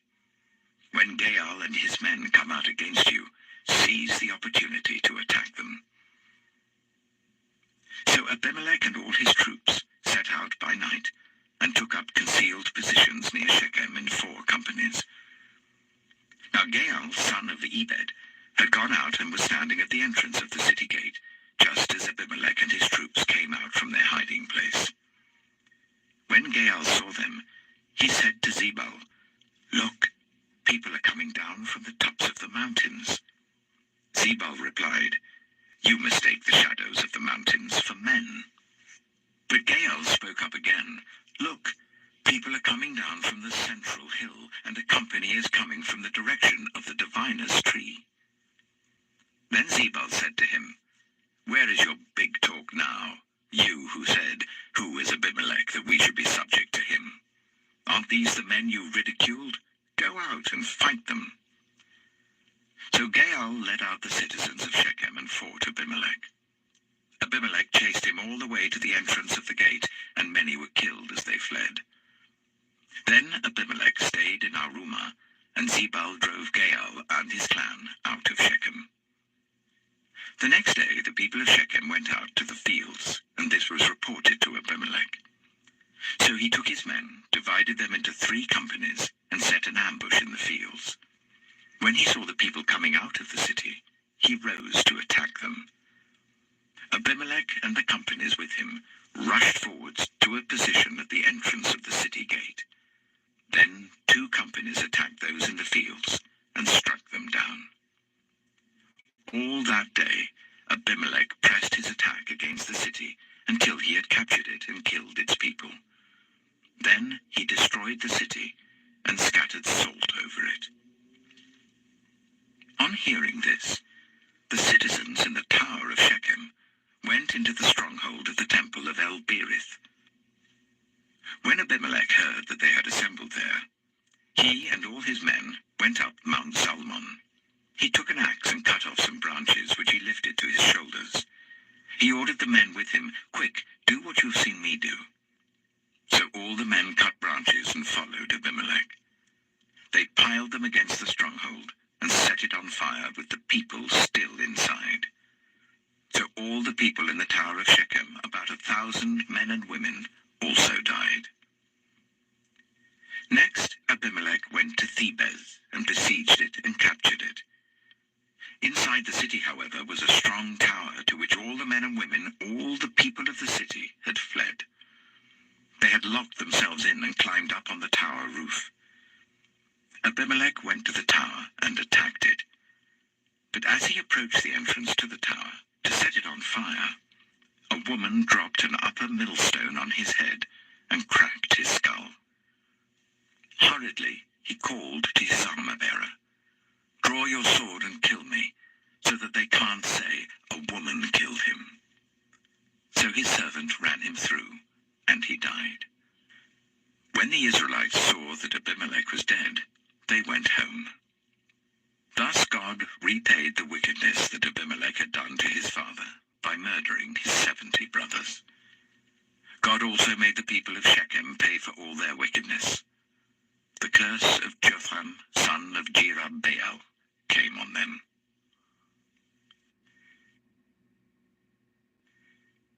Judges chapter 10. After the time of Abimelech, a man of Issachar named Tola, son of Pua, the son of Dodo, rose to save Israel. He lived in Shamir, in the hill country of Ephraim. He led Israel for 23 years. Then he died and was buried in Shamir. He was followed by Jair of Gilead, who led Israel for 22 years. He had 30 sons who rode 30 donkeys. They controlled 30 towns in Gilead, which to this day are called Havoth-Jair. When Jair died, he was buried in Canaan. Again the Israelites did evil in the eyes of the Lord. They served the Baals and the Ashtoreths, and the gods of Aram, the gods of Sidon, the gods of Moab, the gods of the Ammonites, and the gods of the Philistines. And because the Israelites forsook the Lord and no longer served him, he became angry with them. He sold them into the hands of the Philistines and the Ammonites, who that year shattered and crushed them. For 18 years they oppressed all the Israelites on the east side of the Jordan in Gilead, the land of the Amorites. The Ammonites also crossed the Jordan to fight against Judah, Benjamin, and Ephraim. Israel was in great distress. Then the Israelites cried out to the Lord, "We have sinned against you, forsaking our God and serving the Baals." The Lord replied, "When the Egyptians, the Amorites, the Ammonites, the Philistines, the Sidonians, the Amalekites, and the Maonites oppressed you, and you cried to me for help, did I not save you from their hands? But you have forsaken me and served other gods, so I will no longer save you. Go and cry out to the gods you have chosen. Let them save you when you are in trouble." But the Israelites said to the Lord, "We have sinned. Do with us whatever you think best, but please rescue us now." Then they got rid of the foreign gods among them and served the Lord, and he could bear Israel's misery no longer. When the Ammonites were called to arms and camped in Gilead, the Israelites assembled and camped at Mizpah. The leaders of the people of Gilead said to each other, "Whoever will take the lead in attacking the Ammonites will be head over all who live in Gilead."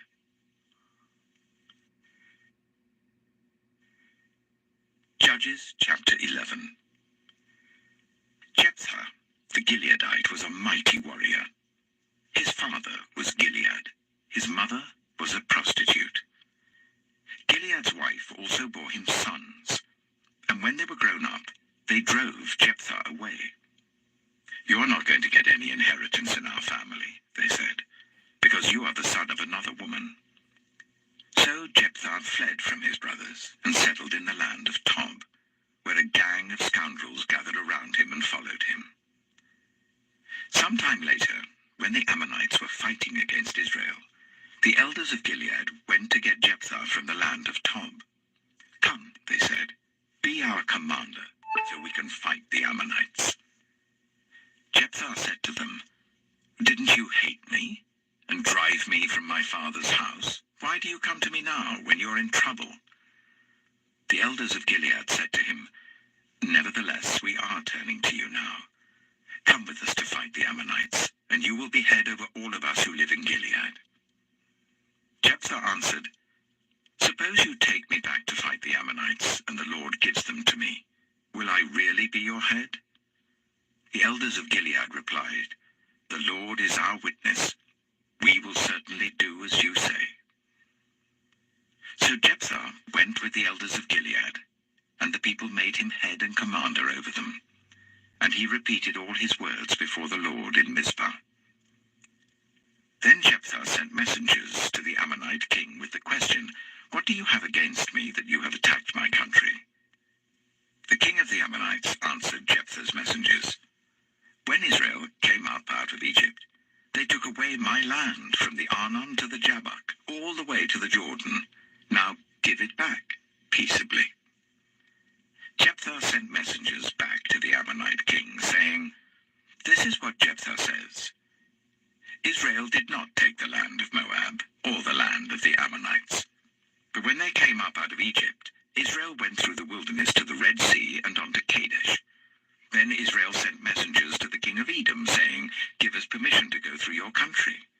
But the king of Edom would not listen.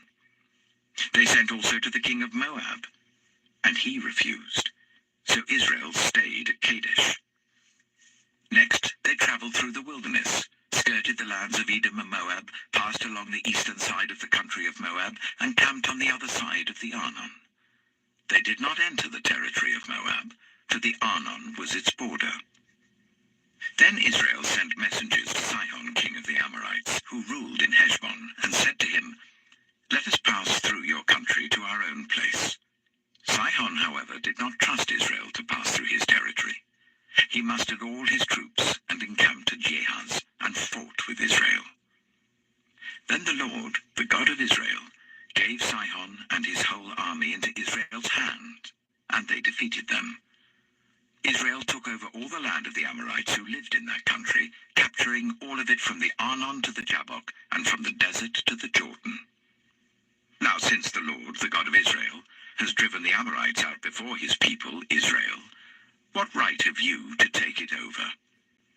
Will you not take what your god Chemosh gives you? Likewise, whatever the Lord our God has given us, we will possess. Are you any better than Balak, son of Zippor, king of Moab? Did he ever quarrel with Israel or fight with them? For 300 years Israel occupied Heshbon, Aroer, the surrounding settlements, and all the towns along the Arnon. Why didn't you retake them during that time? I've not wronged you, but you are doing me wrong by waging war against me. Let the Lord, the judge, decide the dispute this day between the Israelites and the Ammonites." The king of Ammon, however, paid no attention to the message Jephthah sent him. Then the Spirit of the Lord came on Jephthah. He crossed Gilead and Manasseh, passed through Mizpah of Gilead, and from there he advanced against the Ammonites. And Jephthah made a vow to the Lord, "If you give the Ammonites into my hands, whatever comes out of the door of my house to meet me when I return in triumph from the Ammonites will be the Lord's, and I will sacrifice it as a burnt offering." Then Jephthah went over to fight the Ammonites, and the Lord gave them into his hands. He devastated 20 towns from Aroer to the vicinity of Minnith, as far as Abel Keramim. Thus Israel subdued Ammon. When Jephthah returned to his home in Mizpah, who should come out to meet him but his daughter, dancing to the sound of tambourines? She was an only child. Except for her, he had neither son nor daughter. When he saw her, he tore his clothes and cried, "Oh no, my daughter! You have brought me down, and I am devastated. I have made a vow to the Lord that I cannot break." "My father," she replied, "you have given your word to the Lord. Do to me just as you promised, now that the Lord has avenged you of your enemies, the Ammonites. But grant me this one request," she said. "Give me 2 months to roam the hills and weep with my friends, because I will never marry." "You may go," he said. And he let her go for 2 months. She and her friends went into the hills and wept because she would never marry. After the 2 months, she returned to her father, and he did to her as he had vowed. And she was a virgin. From this comes the Israelite tradition that each year the young women of Israel go out for 4 days to commemorate the daughter of Jephthah the Gileadite.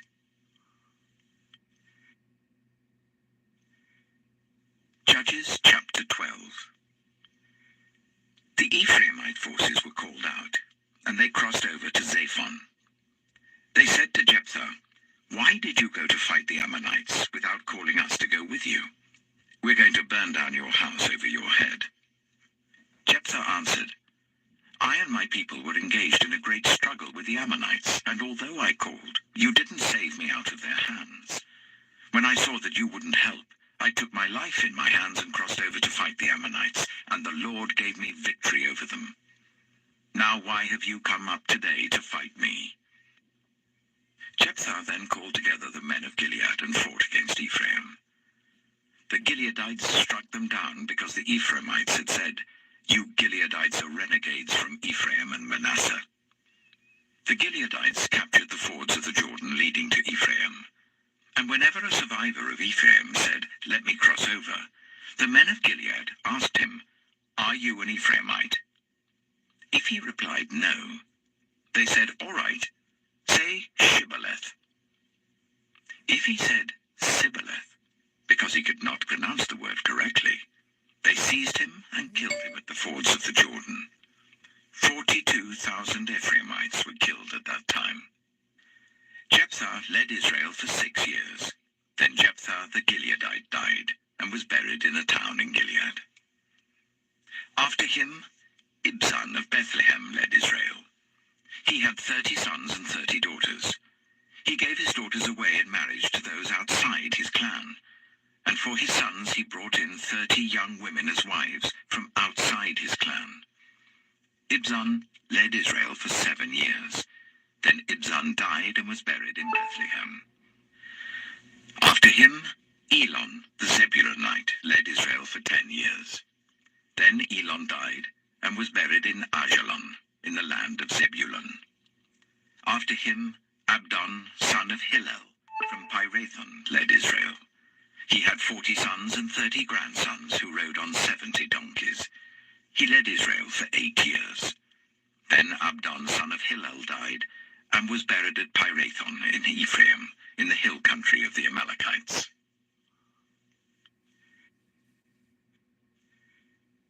Judges chapter 13. Again the Israelites did evil in the eyes of the Lord. So the Lord delivered them into the hands of the Philistines for 40 years.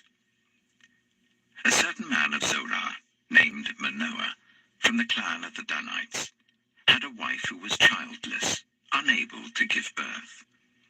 The angel of the Lord appeared to her and said, "You are barren and childless, but you are going to become pregnant and give birth to a son. Now see to it that you drink no wine or other fermented drink, and that you do not eat anything unclean. You will become pregnant and have a son whose head is never to be touched by a razor, because the boy is to become a Nazirite, dedicated to God from the womb. He will take the lead in delivering Israel from the hands of the Philistines." Then the woman went to her husband and told him, "A man of God came to me. He looked like an angel of God, very awesome. I didn't ask him where he came from, and he didn't tell me his name. But he said to me, 'You will become pregnant and have a son. Now then, drink no wine or other fermented drink, and do not eat anything unclean, because the boy will be a Nazirite of God from the womb until the day of his death.' Then Manoah prayed to the Lord, 'Pardon your servant, Lord. I beg you to let the man of God you sent to us come again, to teach us how to bring up the boy who's to be born.' God heard Manoah, and the angel of God came again to the woman while she was out in the field. But her husband Manoah was not with her.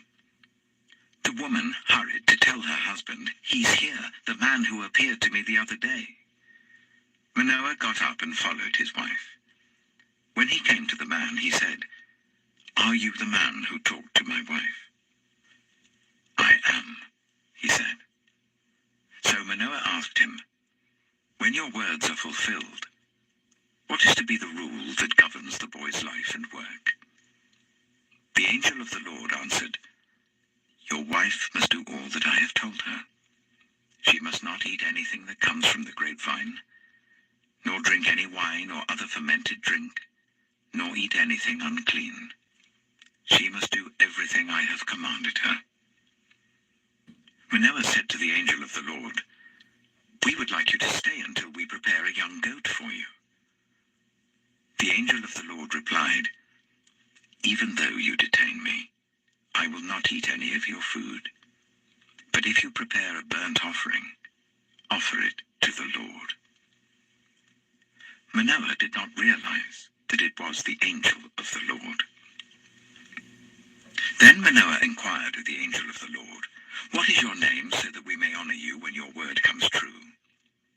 He replied, 'Why do you ask my name? It is beyond understanding.' Then Manoah took a young goat, together with the grain offering, and sacrificed it on a rock to the Lord. And the Lord did an amazing thing while Manoah and his wife watched. As the flame blazed up from the altar towards heaven, the angel of the Lord ascended in the flame. Seeing this, Manoah and his wife fell with their faces to the ground. When the angel of the Lord did not show himself again to Manoah and his wife, Manoah realized that it was the angel of the Lord. 'We are doomed to die,' he said to his wife. 'We have seen God.' But his wife answered, 'If the Lord had meant to kill us, he would not have accepted a burnt offering and grain offering from our hands, nor shown us all these things, or now told us this.' The woman gave birth to a boy and named him Samson. He grew, and the Lord blessed him. And the Spirit of the Lord began to stir him while he was in Me'anadan, between Zorah and Eshtaol.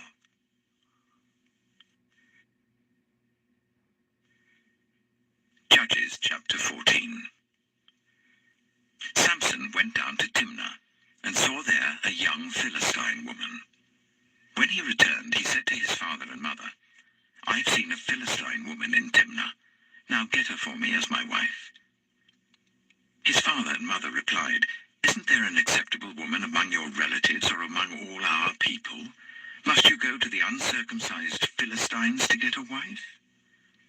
But Samson said to his father, 'Get her for me.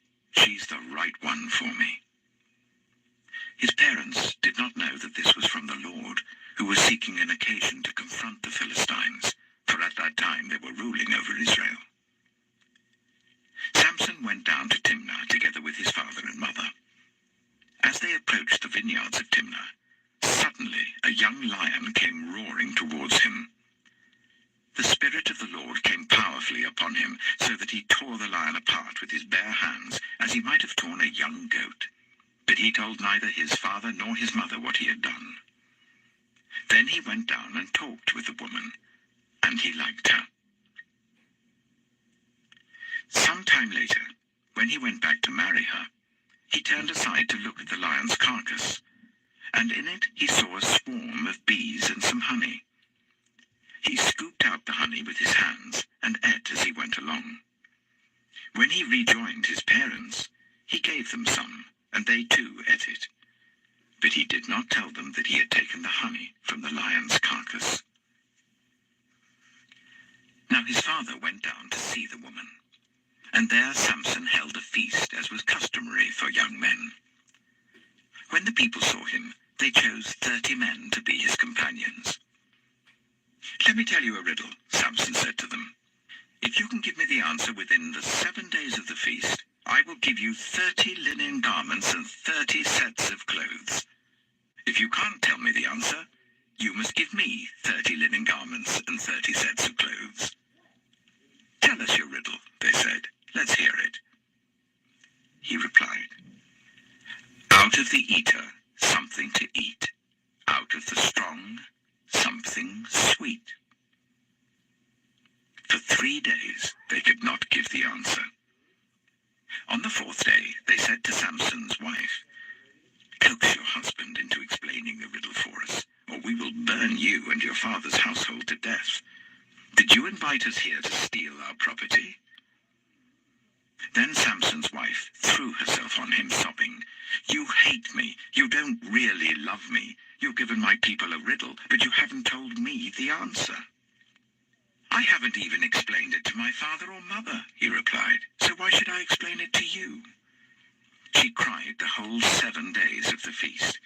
So on the 7th day he finally told her, because she continued to press him. She, in turn, explained the riddle to her people. Before sunset on the 7th day, the men of the town said to him, "What is sweeter than honey? What is stronger than a lion?" Samson said to them, "If you had not plowed with my heifer, you would not have solved my riddle." Then the Spirit of the Lord came powerfully upon him. He went down to Ashkelon, struck down 30 of their men, stripped them of everything, and gave their clothes to those who had explained the riddle. Burning with anger, he returned to his father's home, and Samson's wife was given to one of his companions who had attended him at the feast.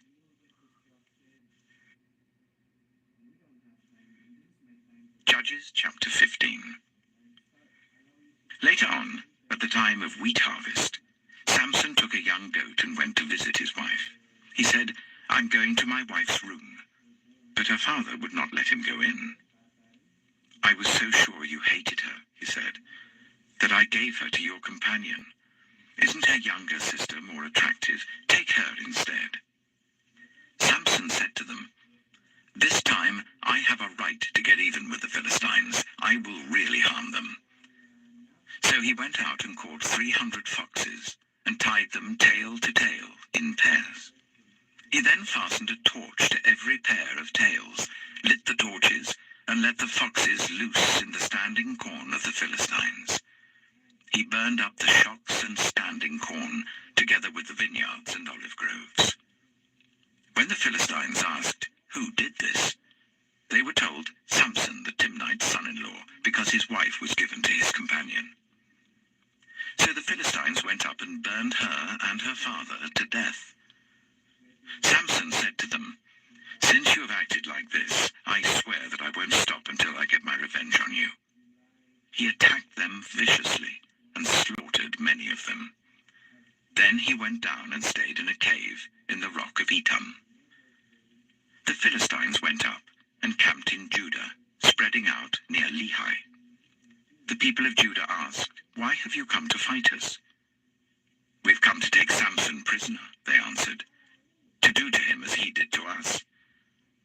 Then 3,000 men from Judah went down to the cave in the rock of Etam and said to Samson, "Don't you realize that the Philistines are rulers over us? What have you done to us?" He answered, "I merely did to them what they did to me." They said to him, "We've come to tie you up and hand you over to the Philistines." Samson said, "Swear to me that you won't kill me yourselves." "Agreed," they answered. "We will only tie you up and hand you over to them. We will not kill you." So they bound him with 2 new ropes and led him up from the rock. As he approached Lehi, the Philistines came towards him, shouting. The Spirit of the Lord came powerfully upon him. The ropes on his arms became like charred flax, and the bindings dropped from his hands. Finding a fresh jawbone of a donkey, he grabbed it and struck down 1,000 men. Then Samson said, "With a donkey's jawbone I have made donkeys of them. With a donkey's jawbone I have killed 1,000 men." When he finished speaking, he threw away the jawbone, and the place was called Ramath Lehi. Because he was very thirsty, he cried out to the Lord, "You have given your servant this great victory. Must I now die of thirst and fall into the hands of the uncircumcised?" Then God opened up the hollow place in Lehi, and water came out of it. When Samson drank, his strength returned, and he revived. So the spring was called En-Hakkore, and it is still there in Lehi. Samson led Israel for 20 years in the days of the Philistines.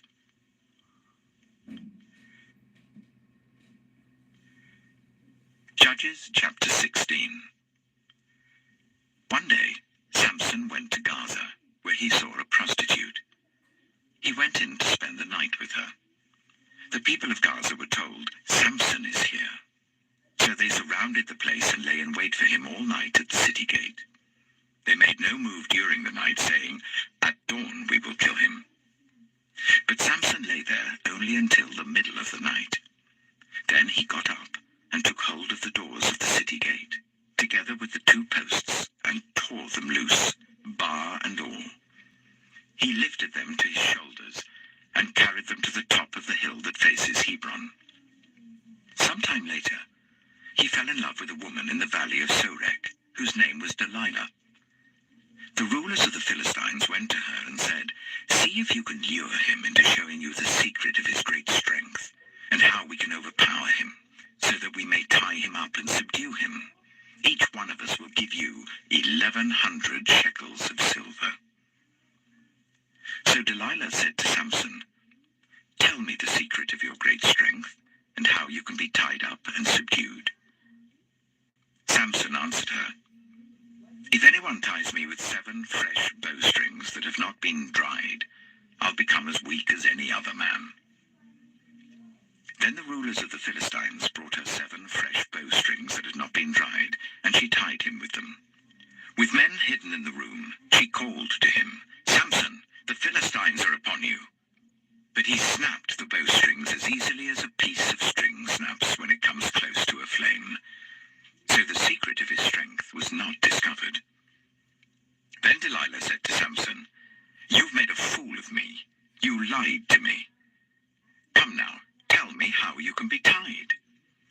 He said, "If anyone ties me securely with new ropes that have never been used, I'll become as weak as any other man." So Delilah took new ropes and tied him with them. Then, with men hidden in the room, she called to him, "Samson, the Philistines are upon you." But he snapped the ropes off his arms as if they were threads. Delilah then said to Samson, "All this time you've been making a fool of me and lying to me. Tell me how you can be tied." He replied, "If you weave the 7 braids of my head into the fabric on the loom and tighten it with a pin, I'll become as weak as any other man." So while he was sleeping, Delilah took the 7 braids of his head, wove them into the fabric and tightened it with a pin. Again she called to him, "Samson, the Philistines are upon you." He woke from his sleep and pulled up the pin and the loom with the fabric. Then she said to him, "How can you say, 'I love you,' when you won't confide in me? This is the third time you've made a fool of me and haven't told me the secret of your great strength." With such nagging, she prodded him day after day until he was sick to death of it. So he told her everything. "No razor has ever been used on my head," he said, "because I've been a Nazirite dedicated to God from my mother's womb. If my head was shaved, my strength would leave me, and I would become as weak as any other man." When Delilah saw that he had told her everything, she sent word to the rulers of the Philistines, "Come back once more. He has told me everything." So the rulers of the Philistines returned with the silver in their hands. After putting him to sleep on her lap, she called for someone to shave off the 7 braids of his hair, and so began to subdue him. And his strength left him.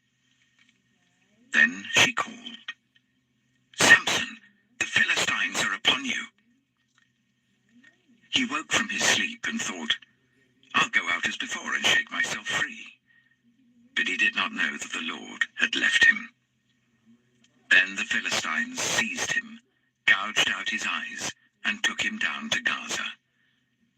Binding him with bronze shackles, they set him to grinding corn in the prison. But the hair on his head began to grow again after it had been shaved. Now the rulers of the Philistines assembled to offer a great sacrifice to Dagon, their god, and to celebrate, saying, "Our God has delivered Samson, our enemy, into our hands." When the people saw him, they praised their God, saying, "Our God has delivered our enemy into our hands, the one who laid waste our land and multiplied our slain." While they were in high spirits, they shouted, "Bring out Samson to entertain us." So they called Samson out of the prison, and he performed for them. When they stood him among the pillars, Samson said to the servant who held his hands, "Put me where I can feel the pillars that support the temple, so that I may lean against them." Now the temple was crowded with men and women. All the rulers of the Philistines were there, and on the roof were about 3,000 men and women watching Samson perform. Then Samson prayed to the Lord, "Sovereign Lord, remember me. Please, God, strengthen me just once more, and let me with one blow get revenge on the Philistines for my 2 eyes." Then Samson reached towards the 2 central pillars on which the temple stood. Bracing himself against them, his right hand on the one and his left hand on the other, Samson said, "Let me die with the Philistines." Then he pushed with all his might, and down came the temple on the rulers and all the people in it. Thus he killed many more when he died than when he lived. Then his brothers and his father's whole family went down to get him. They brought him back and buried him between Zorah and Eshtaol, in the tomb of Manoah his father. He had led Israel for 20 years.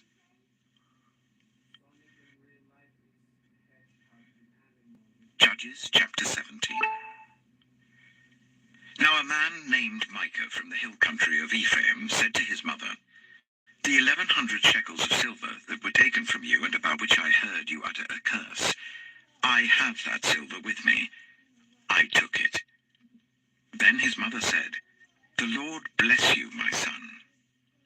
When he returned the 1,100 shekels of silver to his mother, she said, "I solemnly consecrate my silver to the Lord for my son to make an image overlaid with silver. I will give it back to you." So after he returned the silver to his mother, she took 200 shekels of silver and gave them to a silversmith who used them to make the idol, and it was put in Micah's house. Now this man Micah had a shrine, and he made an ephod and some household gods, and installed one of his sons as his priest. In those days Israel had no king. Everyone did they saw fit. A young Levite from Bethlehem in Judah, who had been living within the clan of Judah, left that town in search of some other place to stay. On his way, he came to Micah's house in the hill country of Ephraim. Micah asked him, "Where are you from?" "I'm a Levite from Bethlehem in Judah," he said, "and I'm looking for a place to stay." Then Micah said to him, "Live with me, and be my father and priest, and I'll give you 10 shekels of silver a year, your clothes and your food." So the Levite agreed to live with him, and the young man became like one of his sons to him. Then Micah installed the Levite, and the young man became his priest and lived in his house. And Micah said, "Now I know that the Lord will be good to me, since this Levite has become my priest."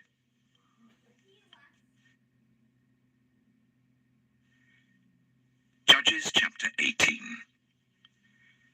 In those days, Israel had no king.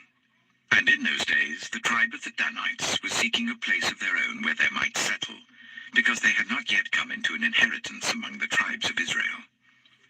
So the Danites sent 5 of their leading men from Zorah and Eshtaol to spy out the land and explore it. These men represented all the Danites. They told them, "Go, explore the land." So they entered the hill country of Ephraim and came to the house of Micah, where they spent the night. When they were near Micah's house, they recognized the voice of the young Levite. So they turned in there and asked him, "Who brought you here? What are you doing in this place? Why are you here?" He told them what Micah had done for him, and said, "He has hired me, and I am his priest." Then they said to him, "Please inquire of God to learn whether our journey will be successful." The priest answered them, "Go in peace. Your journey has the Lord's approval." So the 5 men left and came to Laish, where they saw that the people were living in safety, like the Sidonians, at peace and secure. And since their land lacked nothing, they were prosperous. Also, they lived a long way from the Sidonians and had no relationship with anyone else. When they returned to Zorah and Eshtaol, their fellow Danites asked them, "How did you find things?" They answered, "Come on, let's attack them. We have seen the land, and it is very good. Aren't you going to do something? Don't hesitate to go there and take it over. When you get there, you'll find an unsuspecting people and a spacious land that God has put into your hands, a land that lacks nothing whatever." Then 600 men of the Danites, armed for battle, set out from Zorah and Eshtaol. On their way, they set up camp near Kiriath Jearim in Judah. This is why the place west of Kiriath Jearim is called Manahath Dan to this day. From there they went on to the hill country of Ephraim and came to Micah's house. Then the 5 men who had spied out the land of Laish said to their fellow Danites, "Do you know that one of these houses has an ephod, some household gods, and an image overlaid with silver? Now you know what to do." So they turned in there and went to the house of the young Levite at Micah's place and greeted him. The 600 Danites, armed for battle, stood at the entrance of the gate. The 5 men who had spied out the land went inside and took the idol, the ephod, and the household gods, while the priest and 600 armed men stood at the entrance of the gate. When the 5 men went into Micah's house and took the idol, the ephod, and the household gods, the priest said to them, "What are you doing?" They answered him, "Be quiet. Don't say a word. Come with us and be our father and priest. Isn't it better that you serve a tribe and clan in Israel as priest, rather than just one man's household?" The priest was very pleased. He took the ephod, the household gods, and the idol, and went along with the people. Putting their little children, their livestock, and their possessions in front of them, they turned away and left. When they had gone some distance from Micah's house, the men who lived near Micah were called together and overtook the Danites. As they shouted after them, the Danites turned and said to Micah, "What's the matter with you that you called out your men to fight?" He replied, "You took the gods I made, and my priest, and went away, What else do I have? How can you ask, what's the matter with you? The Danites answered, Don't argue with us, or some of the men may get angry and attack you, and you and your family will lose your lives. So the Danites went their way, and Micah, seeing that they were too strong for him, turned round and went back home. Then they took what Micah had made, and his priest, and went on to Laish against a people at peace and secure. They attacked them with the sword and burned down their city. There was no one to rescue them because they lived a long way from Sidon and had no relationship with anyone else. The city was in a valley near Beth Rehob. The Danites rebuilt the city and settled there.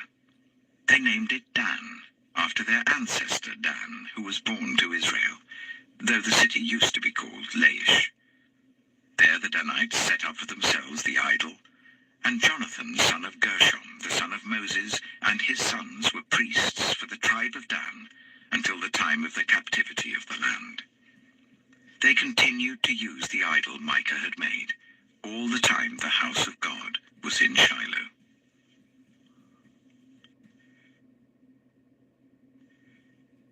Judges chapter 19. In those days, Israel had no king.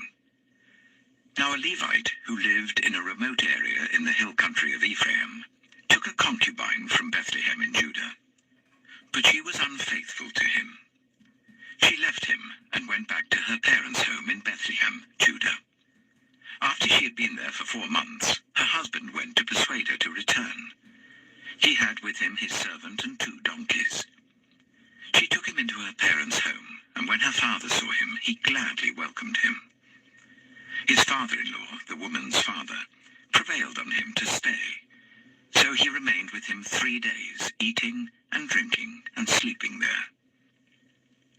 On the 4th day, they got up early, and he prepared to leave. But the woman's father said to his son-in-law, Refresh yourself with something to eat, then you can go. So the 2 of them sat down to eat and drink together. Afterwards the woman's father said, Please stay tonight and enjoy yourself. And when the man got up to go, his father-in-law persuaded him, so he stayed there that night. On the morning of the 5th day, when he rose to go, the woman's father said, Refresh yourself, wait till afternoon. So the 2 of them ate together. Then when the man with his concubine and his servant got up to leave, his father-in-law, the woman's father, said, Now look, it's almost evening. Spend the night here. The day is nearly over. Stay and enjoy yourself. Early tomorrow morning you can get up and be on your way home. But, unwilling to stay another night, the man left and went towards Jebus, that is, Jerusalem, with his 2 saddled donkeys and his concubine. When they were near Jebus and the day was almost gone, the servant said to his master, Come, let's stop at this city of the Jebusites and spend the night. His master replied, No, we won't go into any city whose people are not Israelites. We will go on to Gibeah.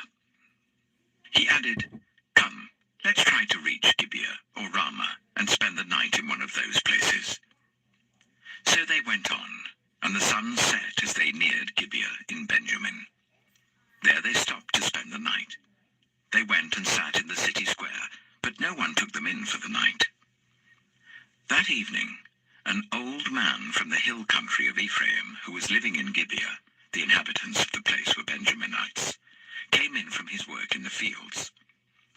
When he looked and saw the traveler in the city square, the old man asked, Where are you going? Where did you come from? He answered, We are on our way from Bethlehem in Judah to a remote area in the hill country of Ephraim where I live. I've been to Bethlehem in Judah, and now I'm going to the house of the Lord. No one has taken me in for the night. We have both straw and fodder for our donkeys, and bread and wine for ourselves, your servants, me, the woman, and the young man with us. We don't need anything. You are welcome at my house, the old man said. Let me supply whatever you need, only don't spend the night in the square. So he took him into his house and fed his donkeys. After they had washed their feet, they had something to eat and drink. While they were enjoying themselves, some of the wicked men of the city surrounded the house. Pounding on the door, they shouted to the old man who owned the house, "Bring out the man who came to your house so we can have sex with him." The owner of the house went outside and said to them, "No, my friends, don't be so vile. Since this man is my guest, don't do this outrageous thing. Look, here is my virgin daughter and his concubine. I will bring them out to you now, and you can use them and do to them whatever you wish. But as for this man, don't do such an outrageous thing." But the men would not listen to him. So the man took his concubine and sent her outside to them. And they raped her and abused her throughout the night. And at dawn they let her go. At daybreak, the woman went back to the house where her master was staying, fell down at the door, and lay there until daylight. When her master got up in the morning and opened the door of the house and stepped out to continue on his way, there lay his concubine, fallen in the doorway of the house, with her hands on the threshold. He said to her, "Get up, let's go." But there was no answer. Then the man put her on his donkey and set out for home. When he reached home, he took a knife and cut up his concubine, limb by limb, into 12 parts, and sent them into all the areas of Israel. Everyone who saw it was saying to one another, "Such a thing has never been seen or done, not since the day the Israelites came up out of Egypt." Just imagine. We must do something. So speak up.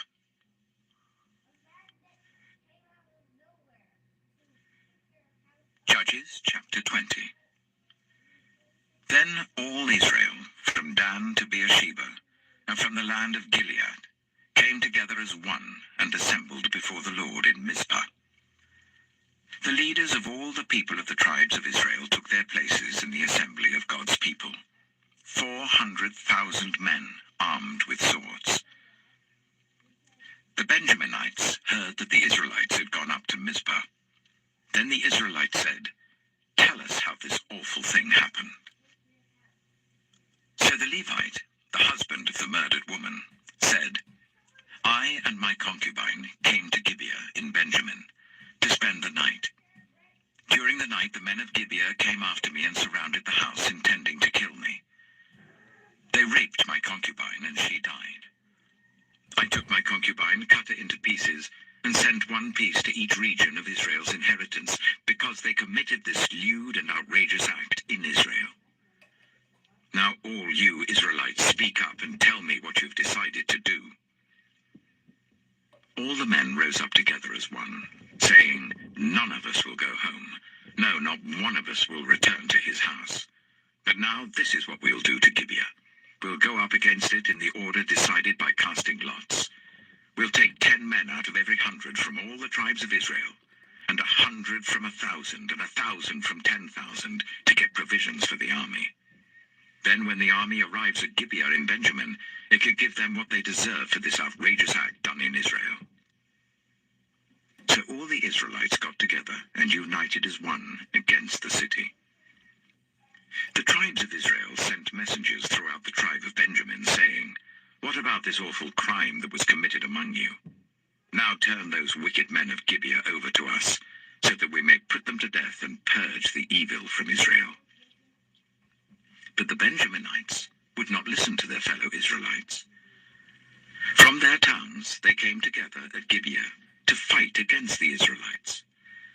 At once, the Benjaminites mobilized 26,000 swordsmen from their towns, in addition to 700 able young men from those living in Gibeah.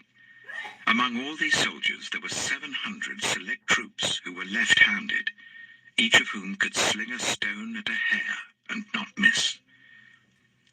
Israel, apart from Benjamin, mustered 400,000 swordsmen, all of them fit for battle.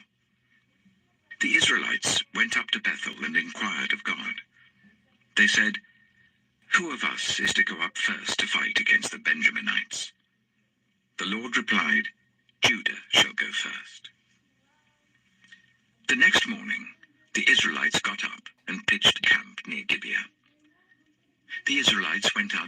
Benjaminites and took up battle positions against them at Gibeah. The Benjaminites came out of Gibeah and cut down 22,000 Israelites on the battlefield that day. But the Israelites encouraged one another and again took up their positions where they had stationed themselves the first day. The Israelites went up and wept before the Lord until evening. And they inquired of the Lord. They said, "Shall we go up again to fight against the Benjaminites, our fellow Israelites?" The Lord answered, "Go up against them." Then the Israelites drew near to Benjamin the second day. This time, when the Benjaminites came out from Gibeah to oppose them, they cut down another 18,000 Israelites, all of them armed with swords. Then all the Israelites, the whole army, went up to Bethel, and there they sat, weeping before the Lord. They fasted that day until evening, and presented burnt offerings and fellowship offerings to the Lord. And the Israelites inquired of the Lord. In those days the Ark of the Covenant of God was there, with Phinehas, son of Eleazar, the son of Aaron, ministering before it. They asked, "Shall we go up again to fight against the Benjaminites, our fellow Israelites, or not?" The Lord responded, "Go, for tomorrow I will give them into your hands." Then Israel set an ambush around Gibeah. They went up against the Benjaminites on the third day, and took up positions against Gibeah as they had done before. The Benjaminites came out to meet them, and were drawn away from the city. They began to inflict casualties on the Israelites as before, so that about 30 men fell in the open field and on the roads, the one leading to Bethel and the other to Gibeah. While the Benjaminites were saying, "We are defeating them as before," the Israelites were saying, "Let's retreat and draw them away from the city to the roads." All of the men of Israel moved from their places and took up positions at Baal Tamar, and the Israelite ambush charged out of its place on the west of Gibeah. Then 10,000 of Israel's able young men made a frontal attack on Gibeah. The fighting was so heavy that the Benjaminites did not realize how near disaster was.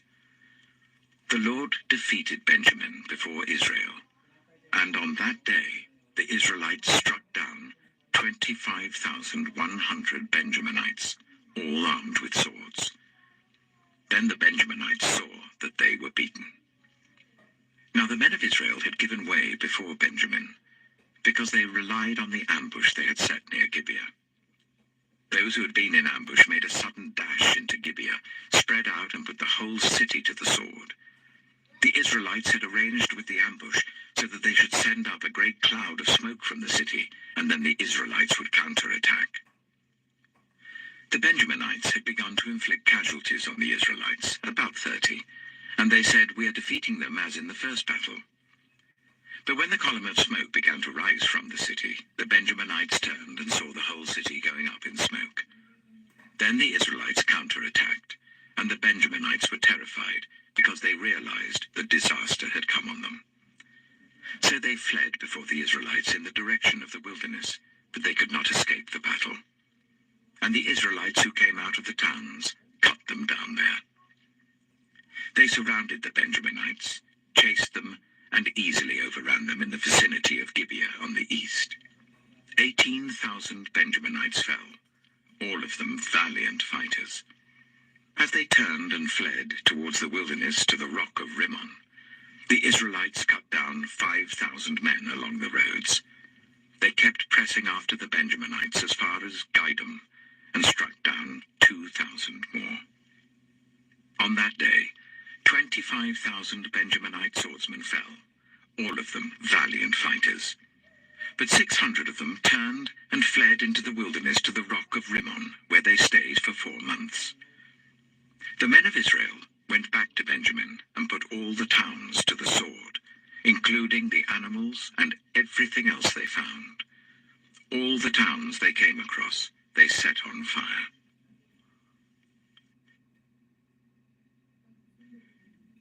Judges chapter 21.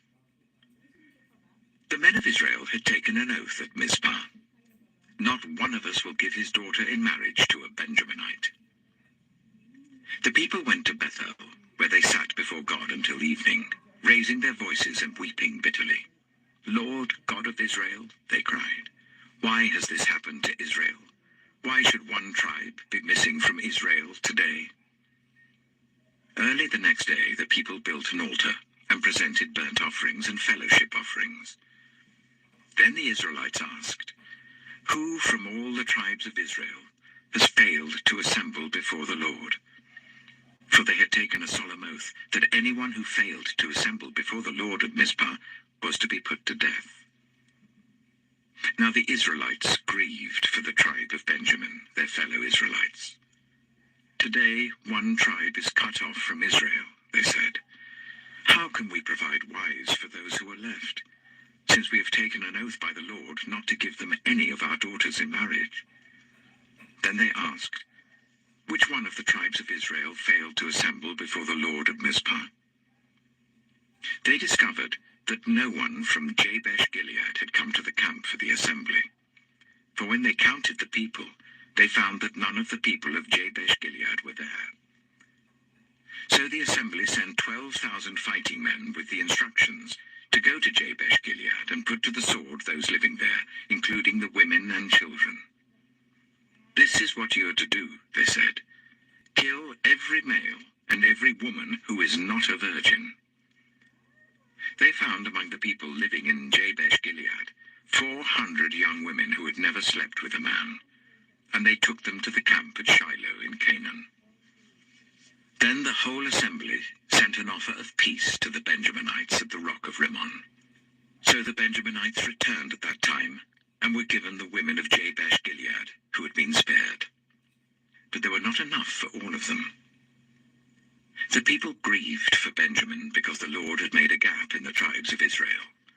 And the elders of the assembly said, "With the women of Benjamin destroyed, how shall we provide wives for the men who are left?"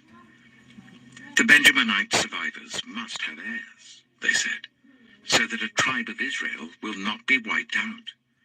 We can't give them our daughters as wives, since we Israelites have taken this oath, 'Cursed be anyone who gives a wife to a Benjaminite.' But look, there is the annual festival of the Lord in Shiloh, which lies north of Bethel, east of the road that goes from Bethel to Shechem and south of Lebonah." So they instructed the Benjaminites, saying, "Go and hide in the vineyards and watch. When the young women of Shiloh come out to join in the dancing, rush from the vineyards, and each of you seize one of them to be your wife. Then return to the land of Benjamin. When their fathers or brothers complain to us, we will say to them, 'Do us the favor of helping them, because we did not get wives for them during the war. You will not be guilty of breaking your oath, because you did not give your daughters to them.'" So that is what the Benjaminites did. While the young women were dancing, each man caught one and carried her off to be his wife. Then they returned to their inheritance and rebuilt the towns and settled in them. At that time, the Israelites left that place and went home to their tribes and clans, each to his own inheritance. In those days, Israel had no king. Everyone did as they saw fit.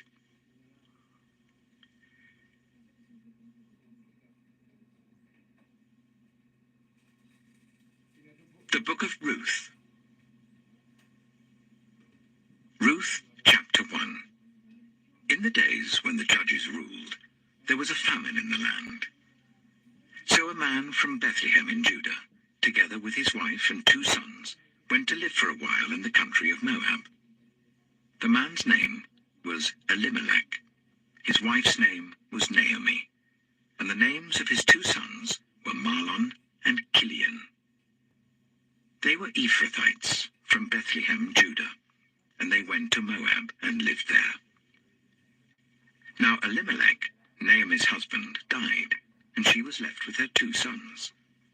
They married Moabite women, one named Orpah and the other Ruth.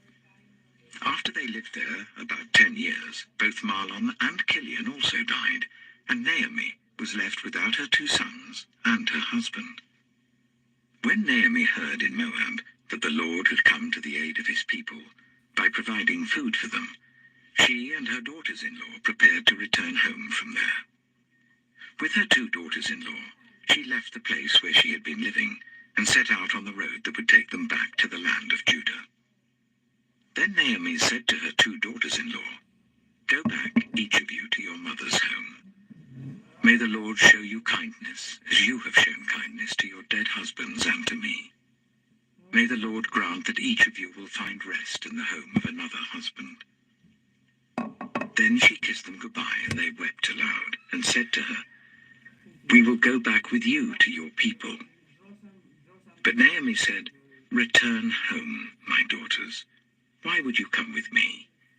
Am I going to have any more sons who could become your husbands? Return home, my daughters. I am too old to have another husband. Even if I thought there was still hope for me, even if I had a husband tonight and then gave birth to sons, would you wait until they grew up? Would you remain unmarried for them? No, my daughters. It is more bitter for me than for you, because the Lord's hand has turned against me." At this, they wept aloud again. Then Orpah kissed her mother-in-law goodbye, but Ruth clung to her. "Look," said Naomi, "your sister-in-law is going back to her people and her gods. Go back with her." But Ruth replied, "Don't urge me to leave you or to turn back from you. Where you go, I will go, and where you stay, I will stay. Your people will be my people, and your God, my God. Where you die, I will die, and there I will be buried. May the Lord deal with me, be it ever so severely, if even death separates you and me." When Naomi realized that Ruth was determined to go with her, she stopped urging her. So the 2 women went on until they came to Bethlehem. When they arrived at Bethlehem, the whole town was stirred because of them, and the women exclaimed, "Can this be Naomi?" "Don't call me Naomi," she told them. "Call me Mara, because the Almighty has made my life very bitter. I went away full, but the Lord has brought me back empty. Why call me Naomi? The Lord has afflicted me. The Almighty has brought misfortune upon me." So Naomi returned from Moab, accompanied by Ruth the Moabite, her daughter-in-law, arriving in Bethlehem as the barley harvest was beginning. Ruth chapter 2. Now Naomi had a relative on her husband's side, a man of standing from the clan of Elimelech, whose name was Boaz. And Ruth the Moabite said to Naomi, "Let me go to the fields and pick up the leftover grain behind anyone in whose eyes I find favor." Naomi said to her, "Go ahead, my daughter." So she went out, entered a field, and began to glean behind the harvesters. As it turned out, she was working in a field belonging to Boaz, who was from the clan of Elimelech. Just then, Boaz arrived from Bethlehem and greeted the harvesters. "The Lord be with you." "The Lord bless you," they answered. Boaz asked the overseer of his harvesters, "Who does that young woman belong to?" The overseer replied, "She is the Moabite who came back